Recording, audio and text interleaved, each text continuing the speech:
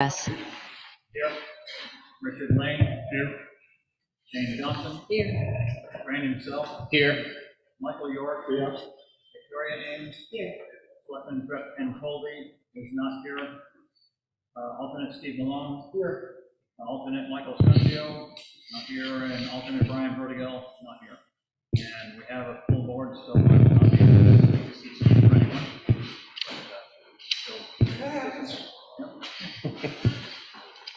So the agenda for this evening, we have under applications and public hearings, number 1 is planning board number 23-020, and that's a site plan review, Fieldstone Land Consultants PLLC on behalf of all-purpose storage Swanzey West LLC, request site plan review for construction of a multi-tenant services facility to be leased to various service businesses at 115 Base Hill Road.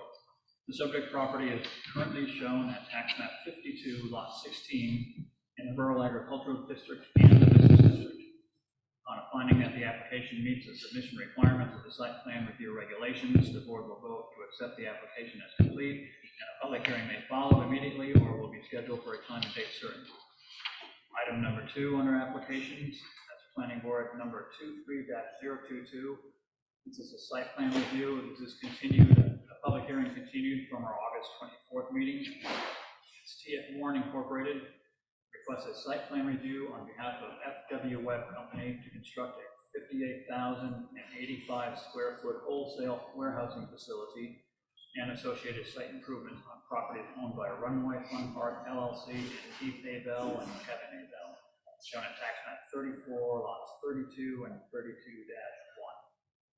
at or near 471 Old Homestead Highway. The subject properties are located in the business, residential, and rural ag districts. Item number 3, planning board number 23-025. This is a boundary line adjustment.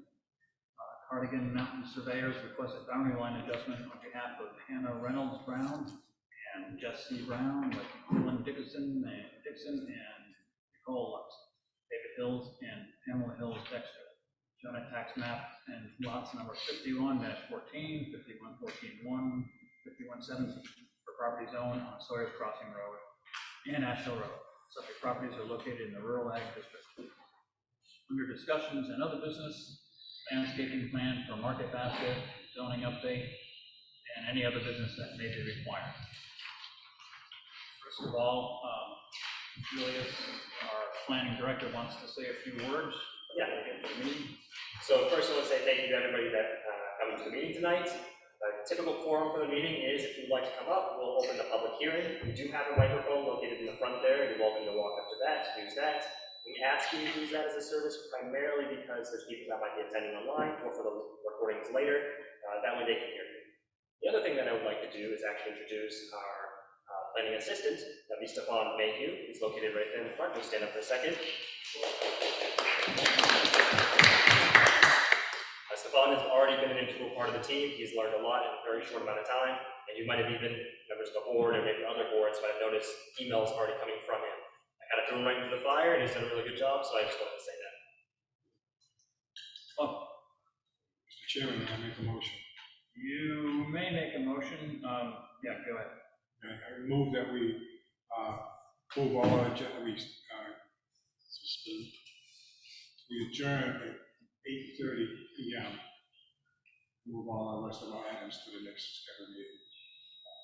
Okay, a motion to, when it becomes 8:30, that the planning board adjourns and postpones everything else to the next meeting. Is there a second? Second. Seconded by Richard Lane. Is there any further discussion? Well, under discussion, I would say that 8:30 is kind of early, and We did 9 o'clock last time. we did 9 last time, but the reason I say that even 9 o'clock, in my opinion, is kind of early, even though it gets kind of late for us sitting here. But we only meet every 2 weeks, and the applicants have to wait those 2 weeks, a big distance in between, in order to get their business done at the planning board. And I just feel that the planning board should at least try and accommodate that a little bit, since we, again, only meet every 2 weeks. Difficult for the applicants to get everything in line, difficult for them to plan sometimes because they don't know what the planning board is going to do or say. So that's my only opinion on that. still early, but anyways, Jane. This is not related to that, really, but I feel that if it's appropriate, could we change the sequence of the things we're going to look at? Yeah, we'll get to that after we finish this motion. Okay. That's not to do with this motion. Okay. Okay, we'll get to that. It kind of is. Can we go ahead with the motion and reconsider at 8:30, see where we are? If we're What are close- you saying there? What I'm saying is if we're close to finishing up, rather than just say, okay, boom, we're done at 8:30, reconsider if it'll take maybe another half hour tops to get it out. Well, I would suggest the way to handle it is that as the evening wears on, if it's getting too late, approaching say 10 o'clock or something like that, a motion can be made at any time there that we postpone everything else until the next meeting, something like that. We could do that as well. So we have a motion on the floor. Can we vote on it, unless you want to withdraw? We can vote on that motion, and the motion is to, when it comes to 8:30, to postpone everything to the next meeting. A second. Any other discussion on that? I would do that if we could take breaks every now and, about every hour and a half, so that we can use the restroom or whatever. That we can do, yeah, and nudge me if, I forget that type of stuff. I forgot your name in that last meeting, I think, didn't I? So you got some of this stuff here. But yeah, we can do that. If you would prefer to do it that way and want to withdraw your motion, that's fine. And if you do that, and it's getting late or something like that, you can always make another motion to do it, see what the board says. Okay, I withdraw the motion. Withdraw the motion. Second. Okay. On to another matter. I think that's what Jane is talking about. Are you talking about moving the lot line or boundary line adjustment Yes. to the head of the meeting? Yeah, because it's a small matter and there's other things along. So it's the boundary line adjustment over on Asheville there is what Jane is suggesting that we move to the front of the line to get that done. Anybody want to make that motion? I would move that we move that to Okay. item 1, because it shouldn't take very long. I agree, you're right. Second by Brandon Self. Is there any further discussion? Yes. Are people here who are interested in that Yes. case? Because if they're looking at the calendar and they're saying, oh, it's not for a while, they're like, I have to get there until 8 o'clock. They might be saying that, but a lot of things might happen and could happen and all. The meeting starts at 6 o'clock, so, that's what I think about it. I don't know what the rest of the board. Yeah. Okay, any further discussion on that motion? That is a motion to move the boundary line adjustment to that. All those in favor indicate by saying aye. Aye. All those opposed? Okay, we will do that. So, we have the minutes of August 23rd and August 24th. So let's do them separately. August 23rd was a separate, that special meeting on the zoning changes over North Swanzey. Does anyone, actually, we're going to, I need a motion to approve those minutes and a second. I move to approve the Motion to approve by Jane, is there a second? Seconded by Richard, I guess, okay, second by Richard. Now, is there any further discussion? Any changes to the notes or anything like that? All those in favor, indicate by saying aye. Aye. Aye, all those opposed? Okay, now let's get to the August 24th minutes. And do we have a motion to approve those minutes? Motion by Michael York to approve the August 24th minutes, seconded by Jane. Is there any further discussion? Any changes in those minutes? There's an error on page 6, which is that there was a motion to the changes in trees, and I wrote that.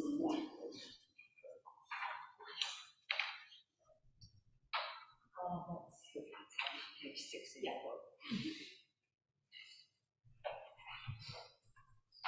Any other changes to those minutes?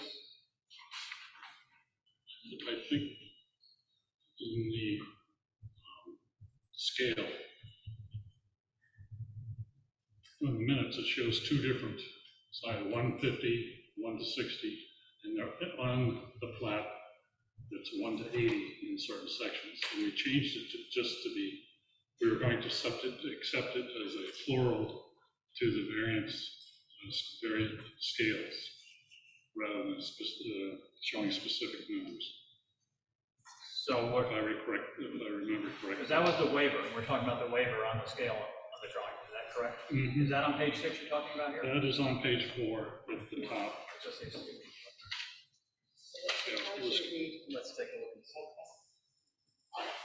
the applicant requested a waiver of scale 1 to 60 instead of 1 to 50. And there's also a scale of 1 to 80 in a certain part of the plat that was presented. And the motion we're talking about, let's see, Rinza moved to approve the waiver request for scale of 1 to 60 on the plat. And you're saying that it wasn't 1 to 60 that we're approving? There are 2 different scales being used. One section was 1 to 60, another was 1 to 80. And it was suggested, and I thought we agreed, just to change it to the scale, would be some sort of plural, that it would cover all the different sizes that were presented on there, or we can add also 1 to 80. Okay, so Just to is that be what correct. everybody was talking about? We wanted them as the scales that were presented on the drawings, I think is what we're talking about here. And if everyone agrees that's what the motion meant, then we'll just change it to, the motion was to accept the scales as presented on the drawing. Any other changes? Questions? And all those in favor indicate by saying aye. Aye. All those opposed? And we have just approved the, I'll make those corrections. way. So that brings up our first item, which we have moved, at number 3, we moved to the top of the list, and that is the boundary line adjustment. And that's Cardigan Mountain Surveyors request a boundary line adjustment on behalf of Hannah and Reynolds Brown, and Jesse Brown, and Dylan Dixon, Old Lutz, Data Hills, Emerald Hills, Edward Stone, 51-14, 51-14-1, 51-17. Sawyers Crossing Road, National Road. We have a copy of the plan. If anyone has seen it, anyone want to take a look at it there? I've seen it. I'm gonna pass it around. Everybody take a look at it. And is the applicant here for that? Good evening, I'm Scott Sanborn of Cardigan Mountain Land Surveys. First of all, I truly appreciate you sneaking up to the front line. I don't think this is going to take up very much of everybody's time. I'm representing the property owners. Just a moment. Could you say your name a little bit louder for our? I'm sorry. I didn't hear what your name was. Oh, just appreciate you pushing me up in the agenda. What is your name? Scott Sanborn, Scott Sanborn. Cardigan Mountain Thank Land you. Surveys. Yep, okay. I'm representing the owners of 3 properties. You've read the names in to the record, which is saving me the trouble. This involves 3 properties. 2 are a little either side of 3.5 acres. The third is just under 40 acres. The short story is that the owners of the 2 small lots got together to do some logging and make some site improvements, and they were confused about which pins marked the back boundaries. So they pushed everything up and ended up with some encroachments, both on their own 2 properties and also on the larger property. And so this proposal is intended to solve that problem. And so we're, Dave, without getting in, the numbers are all on the plan. It seems you can just take it from that as opposed to me reading off a lot of different numbers and confusing everybody.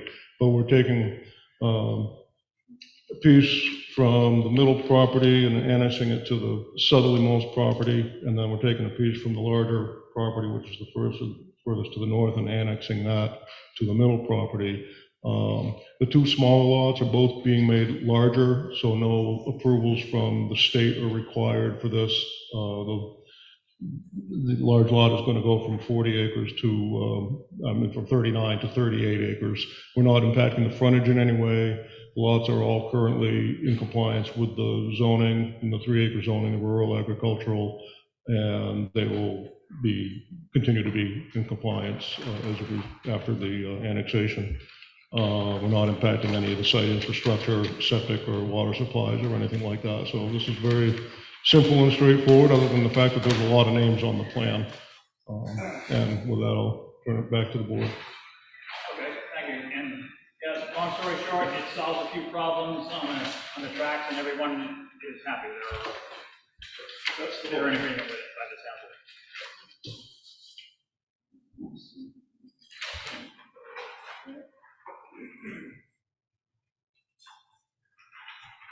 See what happens.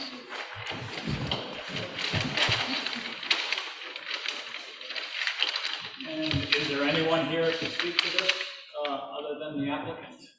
Anyone here for this? Guess not. Okay.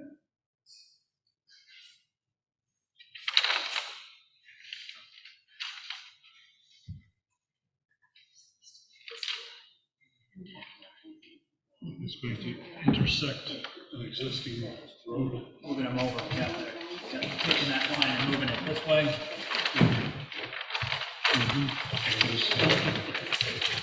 And they're taking that, moving it that way, and they're taking this line, which was here, and moving it that way. So.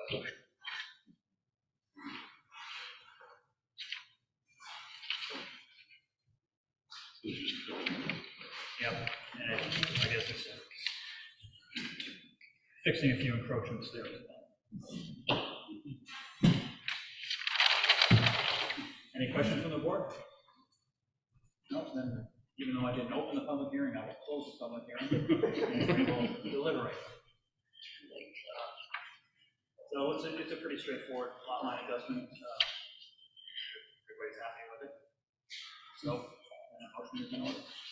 Make a motion that you accept it. Motion by Brian itself to accept the lot line adjustment, to approve it.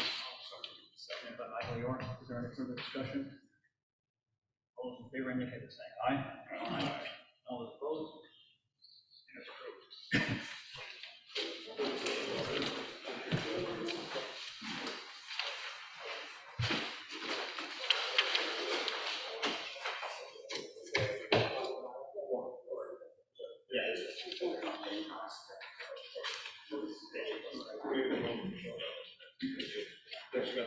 Welcome. Okay, next item up is number 1, and that's the site plan review on the all-purpose storage and PLLC.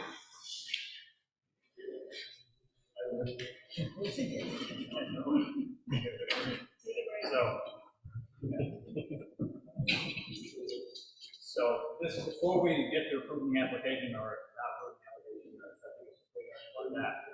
We've got to nail down what it is for a use here. You know, we have it in 2 different places there. That is, some of it's storage or business storage. The other is services. On their application, the application states that it's for services. And just let me get to my stuff here. So contractors bay facility is another. Yeah, I've seen that on there too. So, and we've had it a few different ways, but this is the application that they submitted, and the application proposed permitted use for zoning, and it is under services, and to be rented out to various service businesses, plumbing, HVAC, landscaping, and electrical, and so on and so forth. So, services is allowed in the business district, so that's allowed to use there. However, it looks like it's set up as a multi-tenant, so it's going to have to be treated as a multi-tenant as contractors or whoever's going to rent spaces in there come in. Those are going to have to go through the planning board, all 40 of them, or however many they're going to end up having. I would say, anyway, I'm just seeing what the board thinks about this. But I think that's what it's under services. Richard, you have? Yeah, addressing this letter from the attorney, I think we're getting to pretty much the same problem. Yeah, but it's the. And so his conclusion is we can take no further application, for action until the zoning board. It is, but in my opinion, he's splitting hairs, which is his right and actually his job to do.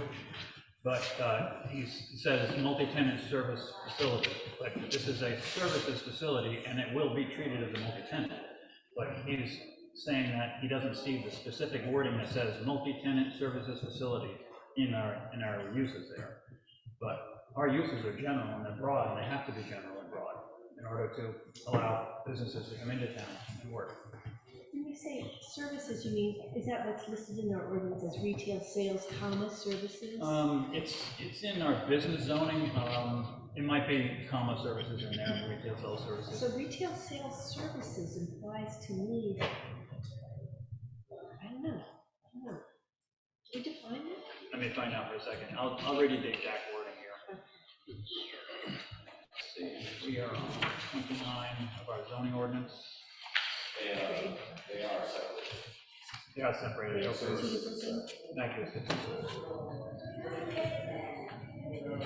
Business district, and it says, yeah, it's item F, and it's retail sales, comma, services, comma, services semicolon, so retail sales, services. So the two separate items in there Okay. as the uses. And do we define services anywhere? Do we know what services mean? There's no clear definition as to what services are. But in fact, I went back to the 1998 minutes from the last time this was approved. Yeah. And even then, they said we should have defined services. So it's been a long standing issue. So that's where we're at. If the board agrees that it's under the services as they have in their application, it does say services is what they're going under, we have to treat it like that, but it's gonna be a multi-tenant by the looks of it, and it's gonna be more than a multi-tenant store. They're gonna be working out of there. So it's not like we sell storage units that are to the right of this way, down the middle way. It's not like somebody's coming in, storing something and leaving there. They're working out of there, so we're probably gonna have to treat it as a multi-tenant. So when they do get their tenants in there, tenants will have to come to the planning board to have a public hearing and approve it or not approve it as they come through. That should probably be the way to have it anyway, wouldn't you think? It should That way be. you know what's Yeah, well, going in there and. It's gotta be fair, it's because that's how we treat multi-tenant the rest of the town there. If they're multi-tenant, they come in here as multi-tenant users. Now, this is a slightly different type of a setup there, which is pretty unique, and if it looks like it's, gonna work out, I think it's, in my view, it's gonna work out there, and if the town has more of them, then the planning board can decide in their procedures how to treat something like that. They could do a broad range of approvals, these services can go in there, electrician, HVAC, whatever it is, under a broad approval of a unit, but we don't have that yet, so just pointing out before we get started that they would have to. Yeah. Oh, I'm sorry, you can't hear me, right? Let's see, is this any better? Yes. Okay, sorry about that. Doesn't that have if each individual occupant has specific needs, doesn't it have a bearing on how the building itself is designed, or is it going to be presented as just a shell, and how? Because we have, we have to approve electrical and sprinkling and stuff like that, so Well, do we expect that the entire building will be set up with adequate electrical for all high? We're kind of getting into details that we don't need to get into, but just to answer your question, quickly answer it. Those would be whatever the building is or buildings are set for in the plans before they get their CO. Mike Jasmine would be looking at it, and whatever they have on their plans for electrical and services, things like that, would have to be as a plan. Each individual occupant? If that's the way it's set up, we don't know. Okay. So, services is everyone in agreement, this is probably a services, it's not a storage unit, it's services. Yes. Yep. Brandon? Yep. Michael? Victoria? And that's permitted in business, is it permitted in rural ag? No, it isn't, no. Okay, so, Okay, so the ordinance says that if two zones overlap, then the less restrictive one can encroach into the more restrictive one by 30 feet. okay, And I measured the drawings, and it's 30 feet. So they must have read that part of our zone. okay, Okay. thank you. Jane, services, Okay. in agreement? Yeah, okay. Richard? Good, services, okay. Okay, so now we can get into the application, unless there's anything else on that. Thank you. So, let's have a look here as far as the application being complete. I'm gonna just run down the checklist here. You don't have a copy of the agenda. Not a hard copy, no. Thank you.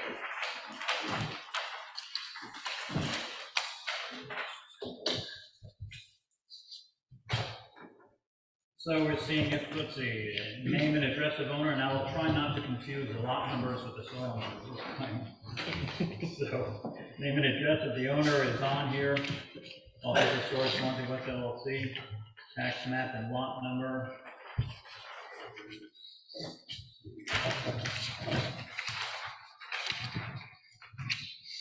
Right there. And north arrow, graphic scale, 1 inch equals 30 feet. I know it's different from some of these here. So we've got the graphic scale. Name and address of plat preparer, Fieldstone right there. Vicinity sketch right here. And if I'm missing something, just, oh, we don't have a copy of it, I don't know. There's another copy over there. Name and address of all abutting landowners, and we have it in our packet. And I read it, so I know it's there. And physical features, uses of land within 200 feet of the site, and they are there. Perimeter boundary lines and lot area in square feet and acres. Yeah, acres and square feet right there. Shape and size, height, location, use of existing structures on the site and those that are proposed. Check, check. And location, name, and widths of any existing and proposed roads on the property, and with an existing driveway and that's what they're going to be using, that's there. Identification of access from the site to public streets, site distances from the access points, curb cuts, proposed changes if any, and they have an existing curb cut that they're using there, and the site distances are in our packet. Let's see, indication, access points, just did that one. Location, number of parking and loading spaces, and this is shown. Landscape plan, we have a new revised landscape plan with this. Location, type, and nature of all existing and proposed lighting, and that is in there. I've seen that. Natural features such as water bodies, ledge, outcropping, wetlands, and the wetlands are here. Back here, we'll get into that later. Natural features such as water bodies, oh, I just did that one, sorry. Existing and proposed grades, topographical contours at 5-foot intervals. And let's see.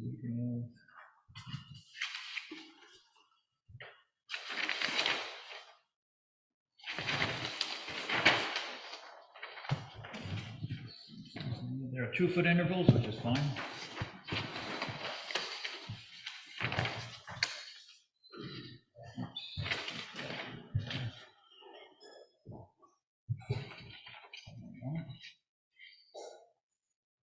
And the size and accurate location of all existing and proposed water mains, culverts, fire hydrants, and fire ponds. And there aren't any on there, that I recall. Water over there, and sewer systems there. Okay, the means of providing water supply, and they have shown on one of these, there are 2 wells on there, I believe. 2 wells? Yeah, 2 wells. Surface drainage patterns, there's a drainage plan here, I believe.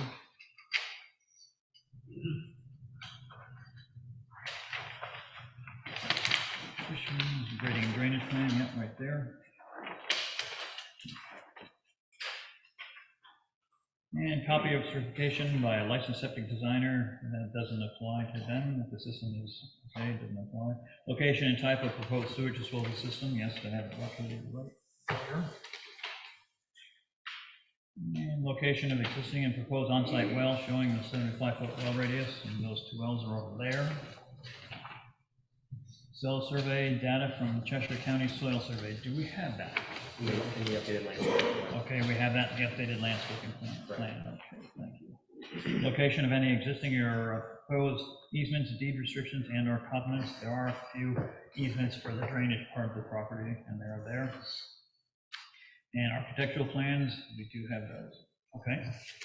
So, Everything is on the checklist. Anyone have any questions on that? If not, a motion to accept the application as complete would be in order. So moved. Motion by Michael York to accept the application as complete. Is there a second? I'll second. Second by Brandon Self. Is there any further discussion? All those in favor indicate by saying aye. Aye. All those opposed? Okay, and now we can move on to the public hearing. I will open up the public hearing, and Mr. Brandon, right? Yeah, Mr. Brandon, you make your presentation.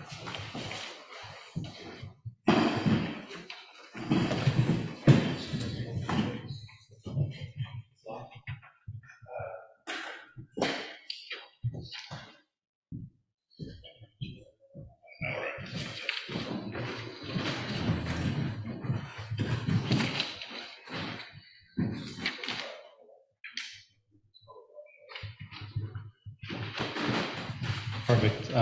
Thank you, Mr. Chairman, members of the board. For the record, my name is Chad Brandon, civil engineer with Fieldstone Land Consultants. We're here this evening representing All Purpose Storage Swanzey West LLC with their site plan application to construct a new contractor bay facility over tax map parcel 52-16-1. As the board may recall, at the last meeting, we did secure an approval for the subdivision of the overall property that I have shown on the plan before you this evening. That's the blue highlighted area. We were successful in obtaining a subdivision approval, which breaks off the self-storage buildings to the south and creates a vacant parcel on the north side that we are looking to construct a contractor bay storage facility on. That new parcel will consist of 6.95 acres of land. We'll have frontage along Base Hill Road to the west. And as you can see on this existing conditions plan, the topography generally slopes from east to west, from west to east to the jurisdictional wetland area on the east side of the site. That line, the jurisdictional wetland boundary line, is highlighted in green.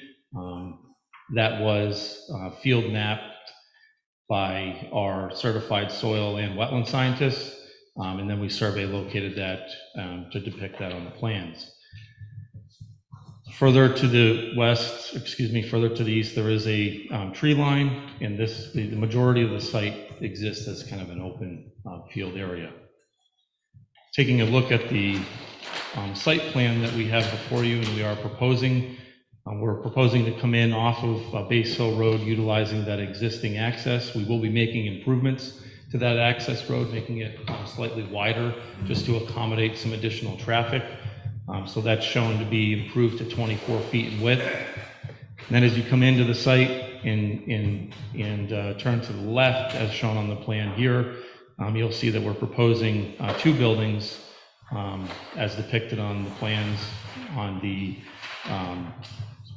either side of the access way going in. Each of the buildings is 36,000 square feet in size. There is a loading area on each side of the proposed building. So this one here, the building on the north side shows it, actually this would be the east side, shows the loading area to the south here, and then the other building shows it on the north side there. This is a contractor bay facility, so there's a number of services, different service businesses that we are anticipating occupying the space. Right now we're showing, in the plan show and in the renderings that we submitted show 30 by 60 individual units. Each of those units would have a bay door and a parking space out in front. So one of the questions that we want to work through with the planning board this evening pertains to what do we determine, this interior area. Basically, what you have with each unit is a parking space and a loading area, because there's essentially a space in front of the doorway. And so I know that, in discussing that with staff, it's somewhat ambiguous in the regulations how we are to interpret that area. is it a parking space? If it's a parking space, then we would have some internal parking, or excuse me, internal landscaping requirements. If it's a loading area, maybe we don't. Maybe a waiver is appropriate. And so we just want to have an open dialogue with the board about that, because, you know, there's been some changes to the landscaping regulations, and we, you know, quite honestly, we're not sure exactly how to interpret that. And I think it's, you know, worthy of a discussion so that we, you know, we handle that appropriately with this plan. As you look at this site, you can see there's actually 2 access aisles. So there's some circulation that will be allowed for internally. We provide for an area on the back here for turnaround. There is some parking down the center, which we do have end cap landscaped islands on, because that is over the threshold for triggering the landscaping in that particular application. We have situated the buildings so that all the activity will be occurring internally. We do understand that we have some abutting properties that are residential in use, even though this is the business district. And we tried to create a layout that would be sensitive to those adjacent, properties, and essentially the buildings would provide, buffering. We do believe we meet all the landscaping requirements along the perimeter with the existing and some augmented buffer areas. Taking a look further into the plan set.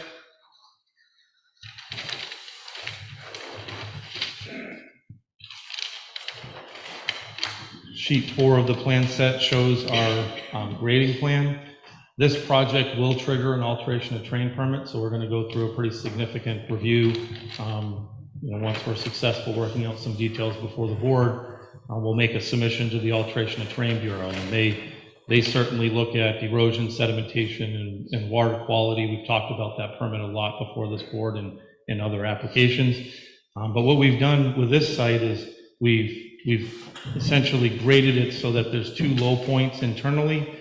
All of the stormwater, in the project area up here will grade to those low areas. That'll be captured by a closed drainage system and routed to an infiltration chamber system, which will be under the parking area.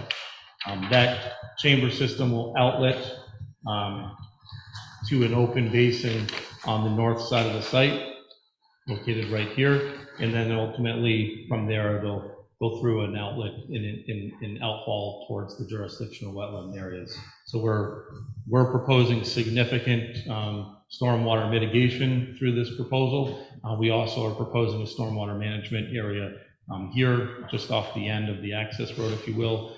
And that's really going to capture a lot of the existing runoff from this existing storage facility and offer some stormwater mitigation for a good portion of that existing development that currently doesn't exist.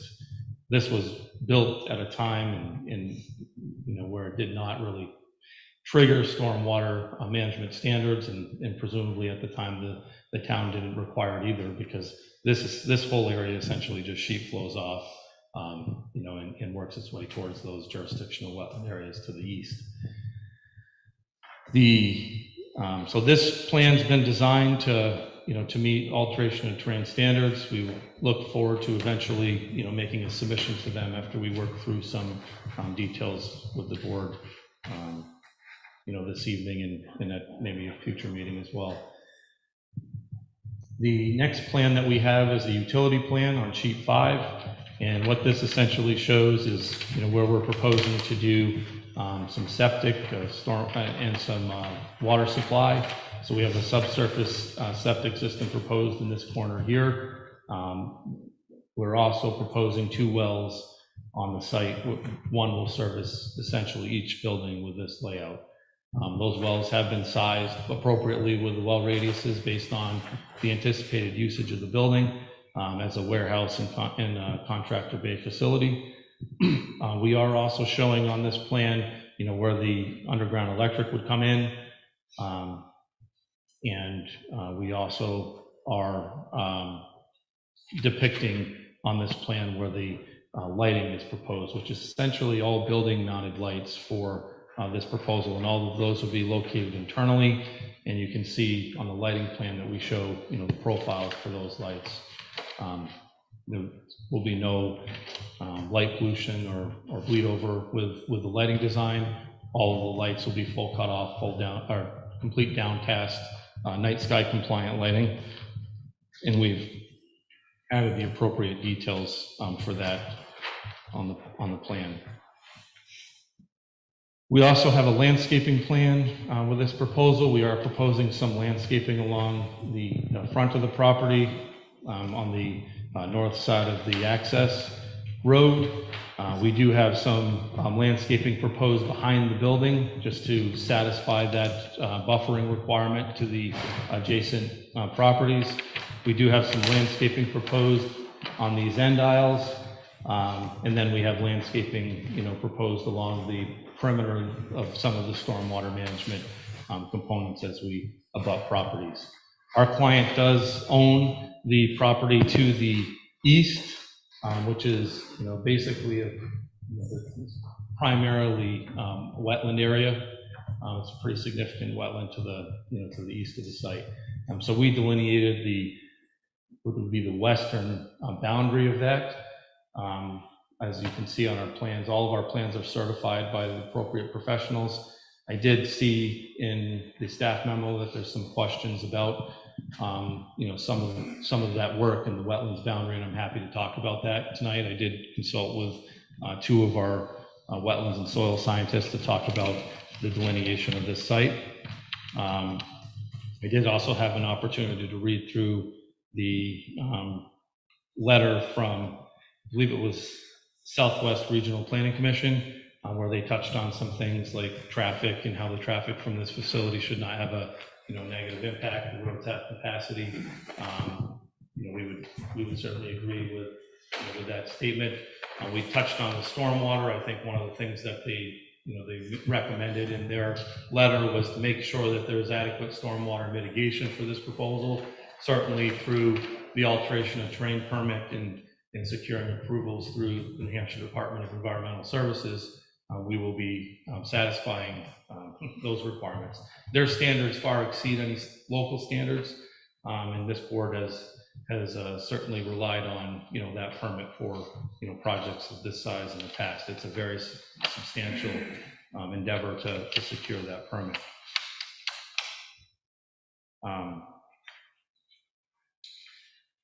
Other state permits that are required for this project will be the subsurface effluent disposal system, so the septic system, which we have proposed in this location here. And then as part of that permit, they'll also approve the well locations because of the number of people that will be serviced by the wells. There will be community wells, and so that will be addressed with our submissions to the state.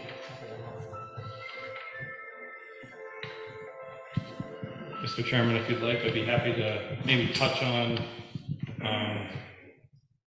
any questions that the board may have at this time, or we can go on to department letters, however you'd like me to proceed. Okay. Any questions that the board has that he just went through right now? Victoria? I do. Is this a franchise? It is not a It franchise. is not.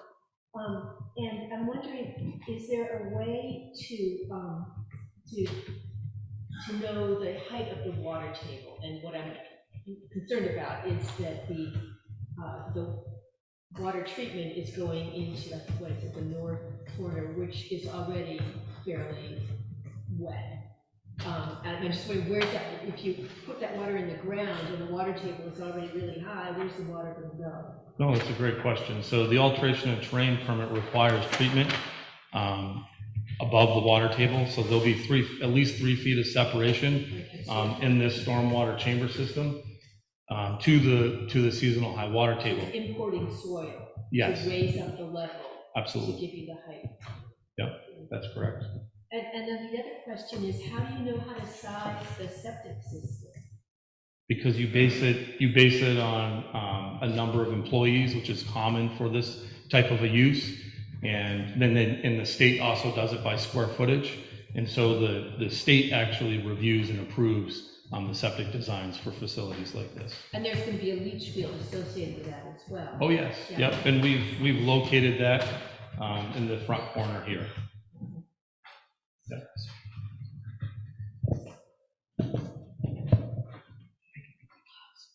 And so just so you know, I mean, to speak to that treatment just a little bit further, the treatment actually occurs in the chamber system. The outfall of the chamber system is just additional volume for metering flow off the site during large storm events. But that water, any storm water coming here would already be treated, you know, per alteration of trans standards. So this basin does not have to be, you know, above seasonal high water. In fact, many treatment systems, you know, are anaerobic systems, such as a gravel wetland and stuff like that. So we could have designed something like that here, but the state often wants to promote infiltration. And so we decided that the best way to do that was through a chamber system. So this will meet and mitigate both the qualitative and quantitative aspects of all stormwater components. Chad, one other, just off the wall kind of question. Your snow storage area is kind of sitting right on top of your wells. I mean, they're within the 75-foot radius. Okay? And what I'm wondering is how much of your treatment for melting the snow is going to leach into your well? And is that going to, you know, be a contamination problem? Or is that something not even to be? So the state will actually review that with the community water permit, but we're anticipating drilled artesian wells here. So those will be, because it's a commercial and a well, it will be sealed to the, you know, to the bedrock, and there'll be casing the whole way down. So that helps, you know, with that, certainly. It's a good question. We have been considering some modifications of the plan, to be completely honest. I had a conversation with Deputy Chief Mattson talking about fire protection. I think before the meeting started, there was a question raised about fire protection. And we essentially have two options with fire protection. We can make some adjustments to the buildings, or we have to have underground cisterns, you know, water holding tanks for a sprinkler system. We've done both, you know, actually with this client, we've done both in town. This is the same company that developed the property across from the Cheshire Fairgrounds. The climate control self-storage building there was sprinklered, and we did tanks, the cistern style. But those come at a cost. And so one of the things that I've reviewed with them recently is actually, you know, kind of deleting a unit every 5 units and looking at creating buildings that are under 10,000 square feet. One of the reasons that I have suggested that, and I think we're moving in that direction. We kind of got the word today, which is why I really want to use tonight is getting some feedback. I think we're going to make some good improvements to the plan. Feedback primarily on the landscaping and stuff. But if we are successful in doing that, we will probably take those wells and actually put them in between, the units more centrally located, so that they won't be, in this location here. And I did bring a copy of a plan of what we're thinking about for that I'd be happy to share. I haven't submitted anything, but like I said, it's kind of been a late development. Just want to be very transparent about, kind of where we're moving and work through these details together. Can I ask my question in a different way? I asked if it was a franchise. Is this something that have you ever built this kind of project before, or are you familiar with other projects like this throughout the state? Oh yeah, absolutely. We've done a lot of these types of projects, and I have done probably a half dozen of these with this client. Okay, so it's not, like I said, is it a franchise? It actually it's a business model. It's a business model, and that's why in this photograph, it's identified as all-purpose industrial. That's correct. Okay. Yeah, they just purchased Westmoreland Industrial Park. They're doing more of these there. We did a big facility with them in Somersworth, New Hampshire, Londonderry, New Hampshire. We've been doing in Gardner, Mass. We're doing some. We've done a lot of these types of facilities with them and with other clients. But so they have a management group that handles the tenants and the leasing and makes sure that there's appropriate things stored there. And I understand that Swanzey has a multi-tenant, regulation where typically, people come back before the board. And we may talk with staff about how we can, maybe work on getting the common group. They have this facility in so many places. They have a pretty good idea of what services to anticipate. So we may want to get, a group of them approved so that they can fit people up sooner. But that's something that we'll work on after hearing, some of that dialogue tonight. It seems like an ideal use for the industrial park, and I'm wondering why that hasn't been considered. That's exactly why we have our industrial park. Well, this is zoned appropriate for it, and it's really a light, it'd be considered in a lot of communities a really light industrial use, because it's services. So, most of the vehicles that would be utilizing this would be vans, trucks, maybe a single axle box truck. It's not your typical industrial, but we've seen these uses kind of on the peripheral of industrial areas, certainly. But there'll be fabrication inside the units, most likely. There could be some small fabrication, but I mean, it depends. I mean, we have in some other facilities like this, we'll see like a commercial glazing company where they'll fabricate frames for, screens or aluminum frames for small storefronts, stuff like that. You have the typical, plumbing, HVAC contractors, electricians. We'll even see roofing companies often. And how I've explained this recently, and what we've seen is because of the supply and demand issues, a lot of contractors are purchasing supplies when clients sign a contract so that they can actually provide that service for the price that they estimated. And so they store more product in a facility. And so, contractors that you wouldn't think typically would need storage now do if their work model is that way. And we're seeing, people trend in that direction a little bit more right now. So you mentioned about the fire protection that you may, say, skip a unit. That would be a clear span, like of 30 feet between the buildings. Is that how you've got it figured? That's correct. And I'm just going to put that plan up if you don't mind, Mr. Chairman. Yeah.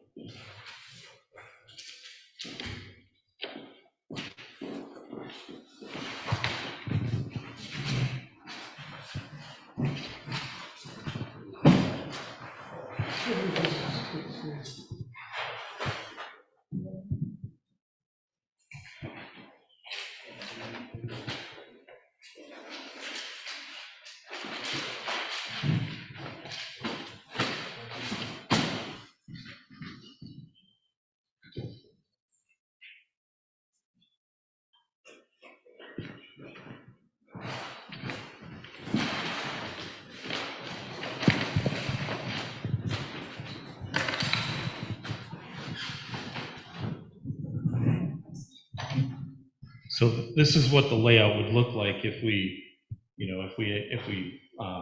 decided to break the units down so that we didn't need to sprinkler.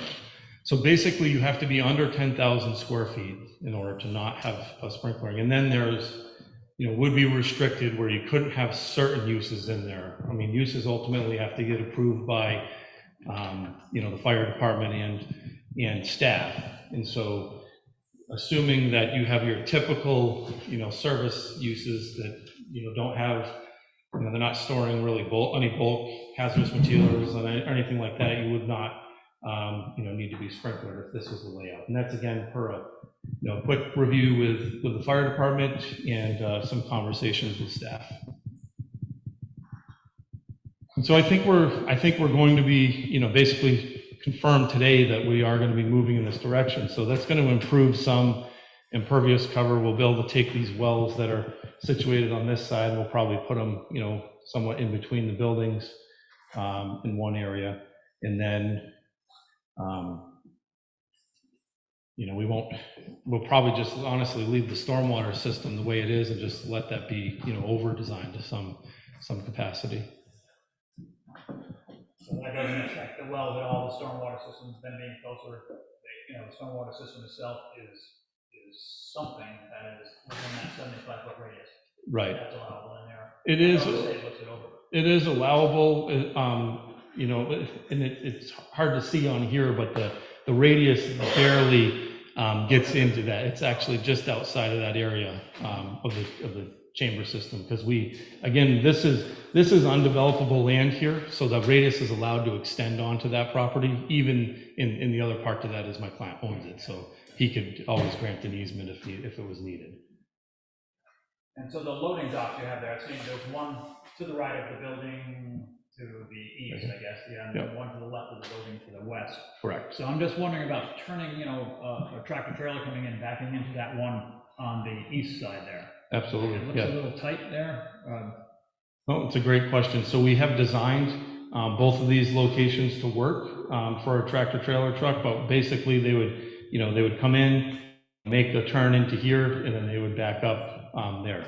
And they actually, you know, the truck and the trailer would stop at about this location, so it would not impede traffic from entering or exiting the site. And then this one's obviously kind of off the end, so not a big deal. The other one I was wondering about. Yeah. It's back far enough then, I guess. It is, and that's why, you know, one might ask, you know, why isn't this landscape island out here? And then why isn't that one further out this way? It's because of those turning movements for that trailer truck. We had to locate those appropriately so that we're not impeding that turning movement.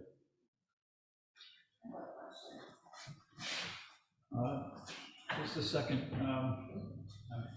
We're seeing if the board has any questions before I open it up to the public here.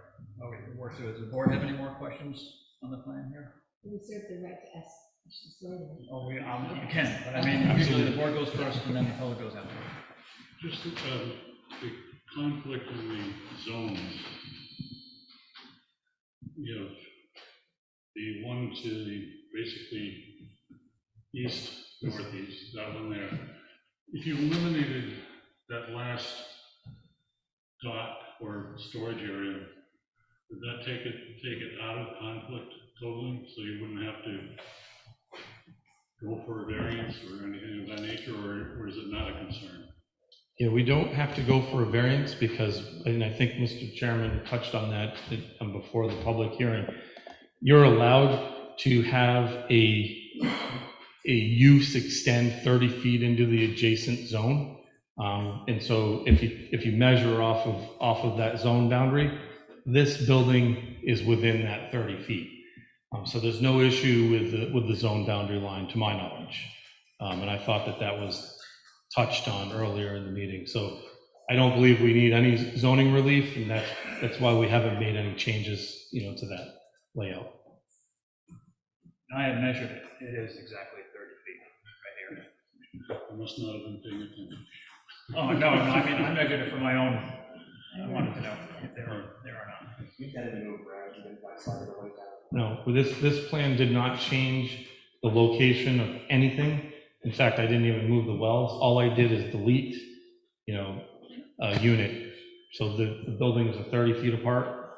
You know, here, I think you have to be 20 feet or more in order for it to be considered a fire separation. And so 30 was, you know, just so happened that worked.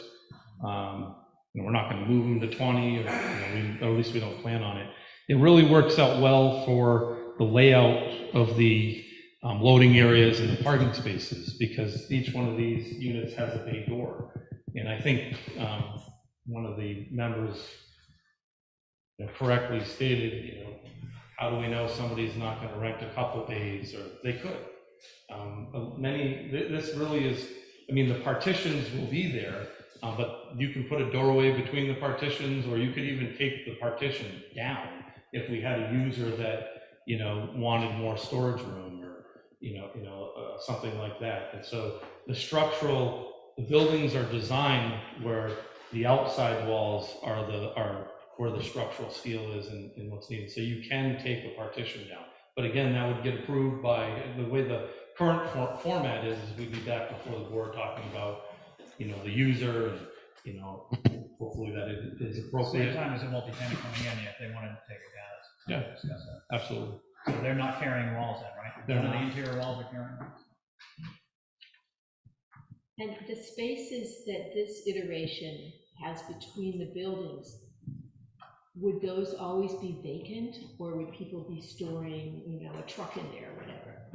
These would be vacant. I mean, the way we have it Nothing now. could go into that space. Nothing would go into that space, yeah. Would those spaces be landscaped? They certainly could, and I think it's a great question, and it's really part of maybe a good transitioning segment. I mean, I know that there's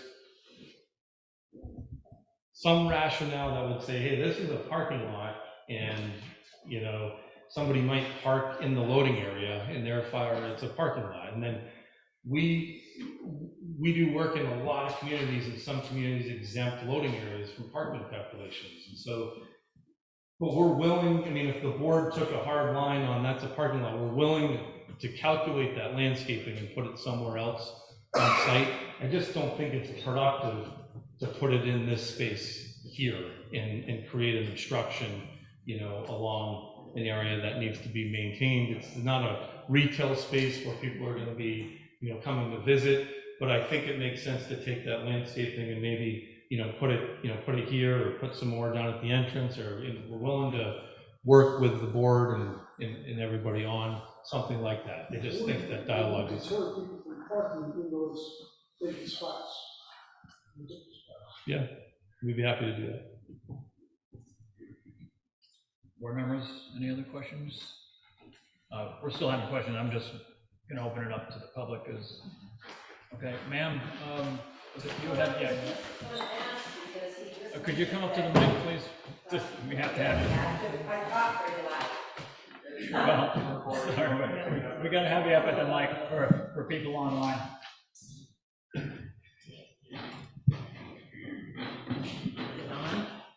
I think so. Just state your name for us. My name is Linda Goslin. I live at 141 Base Hill Road. What was your first name, ma'am? Linda. Linda Goslin. I am in a butter.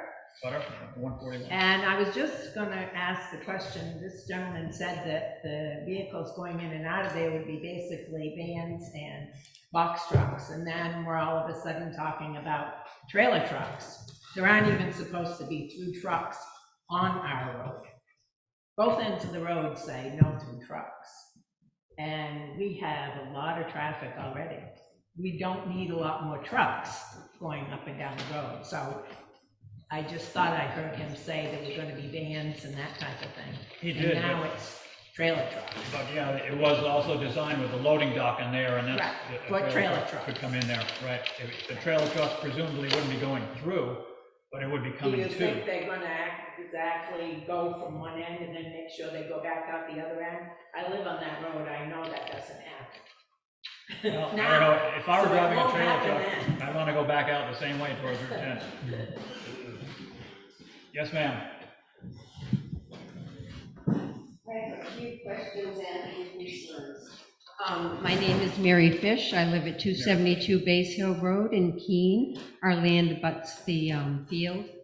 Also, sir, could you tell me, we had a barbed wire fence on our property, which has been cut down and gone now, and the 2 pins that were in the field that outlined our property have been removed. Did your company do that when you surveyed it? I'm asking you. You're the surveyor. Are you okay with me answering that? You can answer, he's not, I don't think he's a surveyor, but. No, I'm a civil engineer, but I own the company, so I can Yeah, speak to. I figured you what could. we do and what we don't do. Our company would never remove fencing or any physical monuments on any site.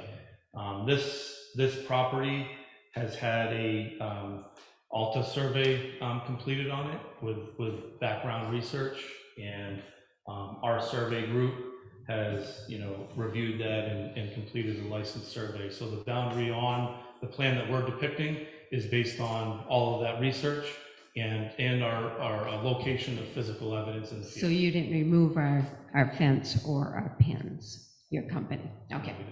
I believe that the planning board has the ability to require additional buffers.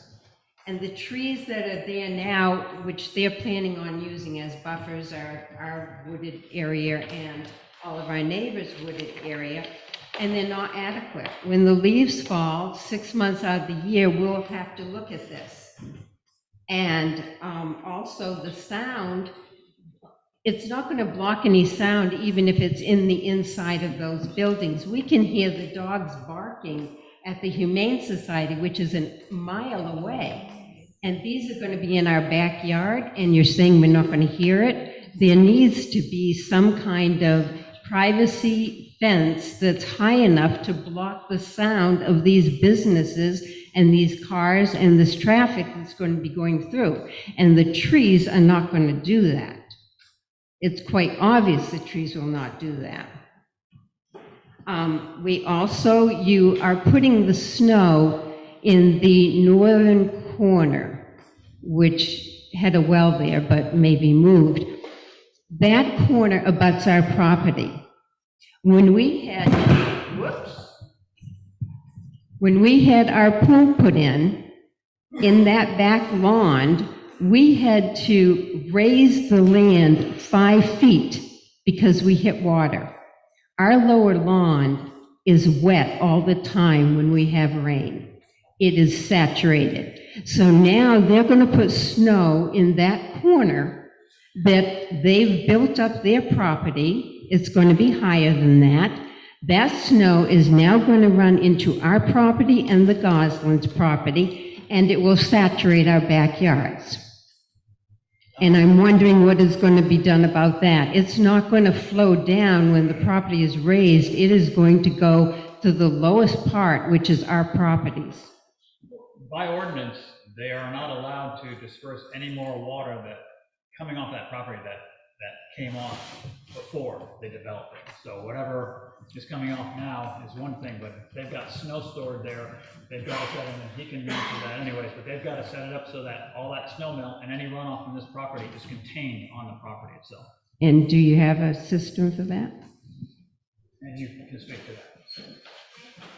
Yes, we have designed the stormwater. Again, we're going to be infiltrating a good portion of our runoff, here internally. This outfall area, this basin area here actually captures excess runoff from larger design storms, and then it meters the flow. Just want to make sure that you. And then it meters the flow, ma'am, to the actually to the east. This is the outlet of this basin area here. So no flow will be going, onto your adjacent Off to property. the side or Correct. that part. And as Mr. Chairman stated, and as is required also by the Alteration of Terrain Bureau, who will be reviewing the project, we have to match existing flows on the property. So we're not allowed to increase the rate of flow, during the design storms that we're modeling. How tall are the buildings going to be? I believe they're 25 feet in height. 25 feet in height. Okay, so 28, yeah, 28, I'm sorry. with these units, and now you're going to have separations, which is nice for the fire protection. What is going to, if you don't put up a fence, what is going to protect our properties and our children from people coming through there right onto our properties? You can walk by a tree. I haven't found anyone who can't walk by a tree. A fence really needs to be there so that people cannot go onto our properties. There's one home in our neighborhood that have children, and their yard is so close. It's so sad. You can see it on the plan. It's very, very close. And now you're going to have strangers going into these places, and what's to protect the children in that home? Okay, and I know our neighbors, we have grandchildren and everything that come over and are in those backyards and in the pools, And now you've got 20-plus strangers in that backyard.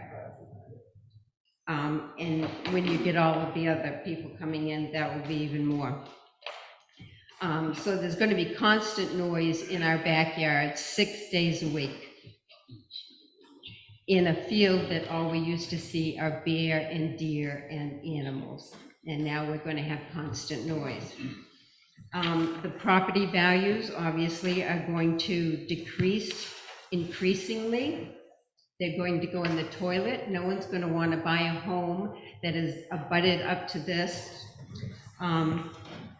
So my same question as the other board member, why, when we have so many industrial properties that are open, are you considering allowing this to go into a neighborhood? I mean, would you really want to live with that behind your house? I have a question also.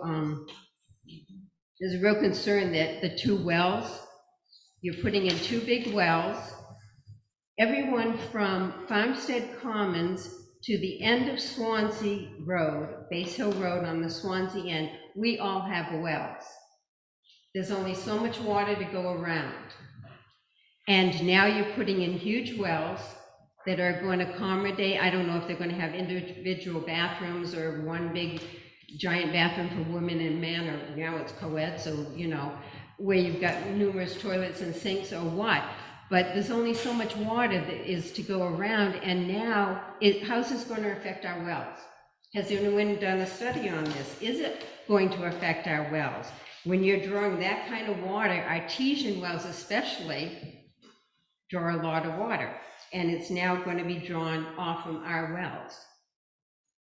So I'm wondering if anyone's even taken that into consideration. It's going to affect our wells, and I don't know how it's going to affect it, whether it's going to be the quality or the amount of water or anything. If you review the traffic, the study from Southwest Region Planning Commission, you'll see that between 2,343 cars to 4,157 cars travel that street on a daily basis. And now you want to add 200 more for workers, and then trucks and delivery vans and everything else. As my neighbor said, Keene doesn't allow the tractor trailer trucks or any through trucks to go through. I've met a tractor trailer truck on that skinny low bridge. I want to tell you, I almost had a heart attack because that bridge barely allows 2 cars to go through. And there's another bridge down on the Swanzey side that really is not built for that kind of traffic. Has anyone considered that? This is a neighborhood, and we're talking 2,000 to 4,000 cars a day. And now you want to add more to it. It's not built for that kind of traffic. Our Keene side, on a yearly basis, on a regular basis, is patching and patching and patching and repatching. And every year after winter, there are so many potholes that you could lose a tire in it. If any of you travel that road, you know how bad it is. And it's not going to get better. And now you're putting even more traffic on it. And as far as the fire system, you've discussed that. So let's see, my next note. Why is it being allowed for them to build in a floodplain area, a wetland area, and an aquifer area? There you're now saying that they can build on a wetland 30 feet in. Well, from my understanding, from talking to some planning people in another community, when you build on a wetland, what you do is you build it up. When you build it up and you add more dirt and stuff to the top of it, the wetland disappears. It is no longer a wetland because they have made it so it's not a I don't think they're wetland. building on the wetland. I mean, you know, What's the 30-foot that was encroachment with another zone. with You're another confusing zone? the And what was the zone? The zone was rural agricultural as opposed to business. The business zone allows this type of use. It answers one of your questions, Okay. why can that be built there? So- It's because it's an allowable use right there. And you're Okay, and the confusing- corner of it is not on a wetland? Because it looks like it is on the There's plan. wetland encroachment into the property, and he hasn't discussed that yet, but we're gonna get into that. But you're confusing the encroachment of the rural agricultural zone into the Okay. business zone. Thank you, thank you. Is there going to be any detrimental effect on the wetlands from the leach fields? That I don't know. And again, they're taking care of, the leach fields actually are over here, the wetland is over there, you know, they're on opposite sides of the property. And so the leach field And wouldn't leach besides over? that, the state is in control of that anyway when they Okay. give the state approval. Okay. Is there going to be, and this is probably a question for you, sir, is there going to be anyone controlling what businesses are allowed to go into those units? Is there going to be any regulations on it? Ma'am, the planning board does that. You'll do that? Yeah. Okay, so when they go to rent to someone, you'll be notified and you can say, yes, they can go in, or no, they can't go in? They're not going to just rent to whoever has the money? Okay. Site plan approval, and if you're in a butter, you will be notified as well. Okay, okay. Has any research been done considering the devastation to the animal habitats, the wetlands, the floodplains, displacing all of the animals? We have bear come up through our yards, we have deer come up, we have wild turkeys, we have bunnies. My bunnies are my favorite, but all of this will no longer be able to come up through our yards because of this. And I'm no expert on any of these areas, and I'm sure that's why the residents of Swanzey elected all of you to the board. And I'm sure that they're assuming that you're looking out and protecting the citizens' well-being and the best interest in them. We are, And- but the criteria we use is the zoning ordinance and the site plan review regulations. Mhm. You know, so we adhere to those, we make, we just went through our site plan review regulations recently and revamped them and updated them, but those are the guidelines that guide how the business goes into that piece of property, and the zoning ordinance is guiding what can go onto that piece of property. So all of that is done, and the wildlife part of it is not a criteria in the site plan review regulations. Okay, so they don't matter, okay. That answers my question. We are asking, the neighbors in that neighborhood who live there are asking that you, in this case, will put the quality of our lives as the best thing that's most important, rather than the money that you will receive from the rent of this property. And I hope that you do have your residents' best interest in the quality of their lives, because when you put this in, the quality of all of our lives are going to deteriorate. Thank you. And yep, you're welcome. And we do look into that, but again, we go by guidelines, which makes it fair. The site plan review regulations and zoning ordinance, the planning board has to abide by as much as the developer has to abide by. That's what keeps it fair. You don't use separate rules for different people. So that's what we generally do when we're looking at a site plan like this. And again, I'll just mention that it's an allowable use on that piece of property. It's own business there, and other things can go in that piece of property. This just happens to be proposed for this right now, but other things could go in there. And see, and the traffic part of it, yeah, the Southwest Regional did look at that traffic part, and they said that the traffic looked like to them it was fine, or, you know, it was not going to put too much more, I guess, because I don't remember the exact numbers. I can read it, but you read it anyways on that road. Do you know any other neighborhood that has 4,000 cars go through it in a day? Well, I think, let's see, what they said that a 2-lane road was good for like 3,000 some odd, I forget what it was, cars. I think it might have been per hour, they said, a 2-lane road. I don't know about that. But I don't know how many cars go on that road. They did their own traffic studies. We have a Southwest letter there, and they did their own traffic studies in several different years, and they looked at it, in my opinion, they looked at it pretty well, and did a pretty good assessment of the traffic right there. See, I did a copy of the report that I gave to, they just did it in June. Yeah, Is that and the it same showed, one? they did it in June, and it showed that the numbers are as high as 4,000. Oh, it's the same one. Yeah, I have it right here. Yeah, I do have a copy of that. Really. So we asked, what I did was I reached out to Southwest Regional Planning Commission because it was a regional impact vote at the last meeting. And asked that they write us a formal report on what they determined was appropriate traffic for the region. So they did traffic, they did regional economy, they did regional services, and regional natural resources, because that's one of their roles as, and within the regional impact vote. So they discussed all those pieces. It was in the packet, it's located online as well. But I think what Scott was trying to say here is that during that discussion, or during that report, they said that this is what they anticipated for traffic based off the study that you had said, and ultimately they determined that the amount of traffic that is supposed to be, or probably going to be generated through this project, will not reach the threshold where they're concerned. And they did mention that, they said a two-lane highway has a typical section of a two-lane highway has a maximum capacity of 3,200 vehicles per hour. But what they're saying, they were looking at it, and they know, they looked at that road. You know, we didn't tell them anything about it. They said applying a rudimentary planning level vehicle to capacity measure the existing peak hour traffic and the amount of traffic that the new development would contribute to the road are both minimal, and traffic should continue to flow relatively easily on Base Hill Road even during peak hours. That was their assessment of it.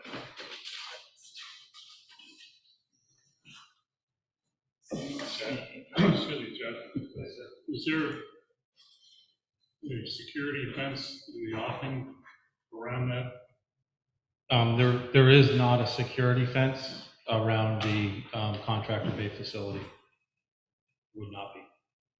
There's no plan to put one in the future? I mean, There will be you have surveillance. businesses in There will be surveillance cameras on site. That's typically how they monitor, but they would not typically. Most contractor bay facilities are not fenced in.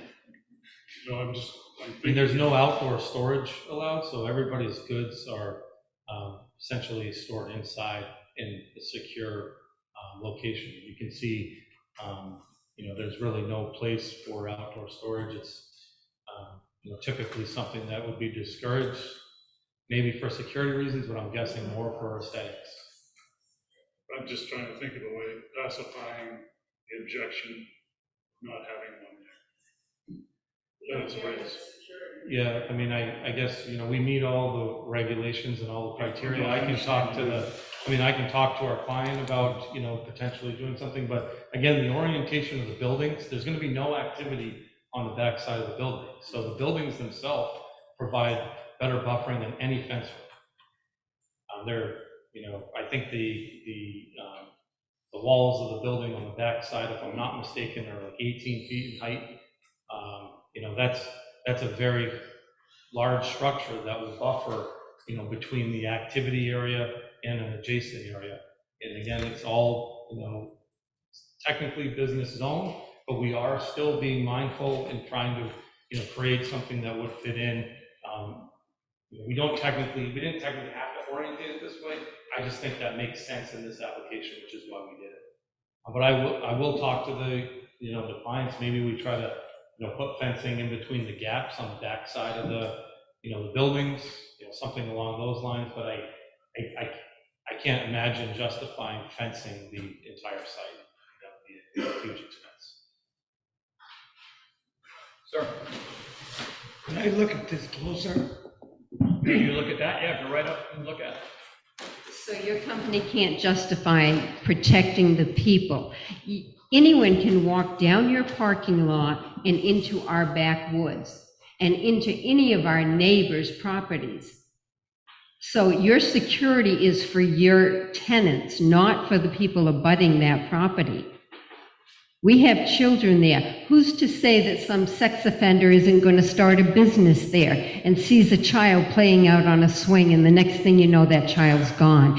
Your company should have the responsibility of protecting the people that he is exposing us to. We need protection from anyone that's working in that unit. And a fence would do that, one that one can't be climbed over.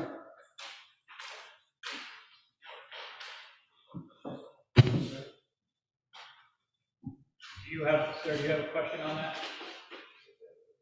Yeah, I have a question about the trucks entering and leaving.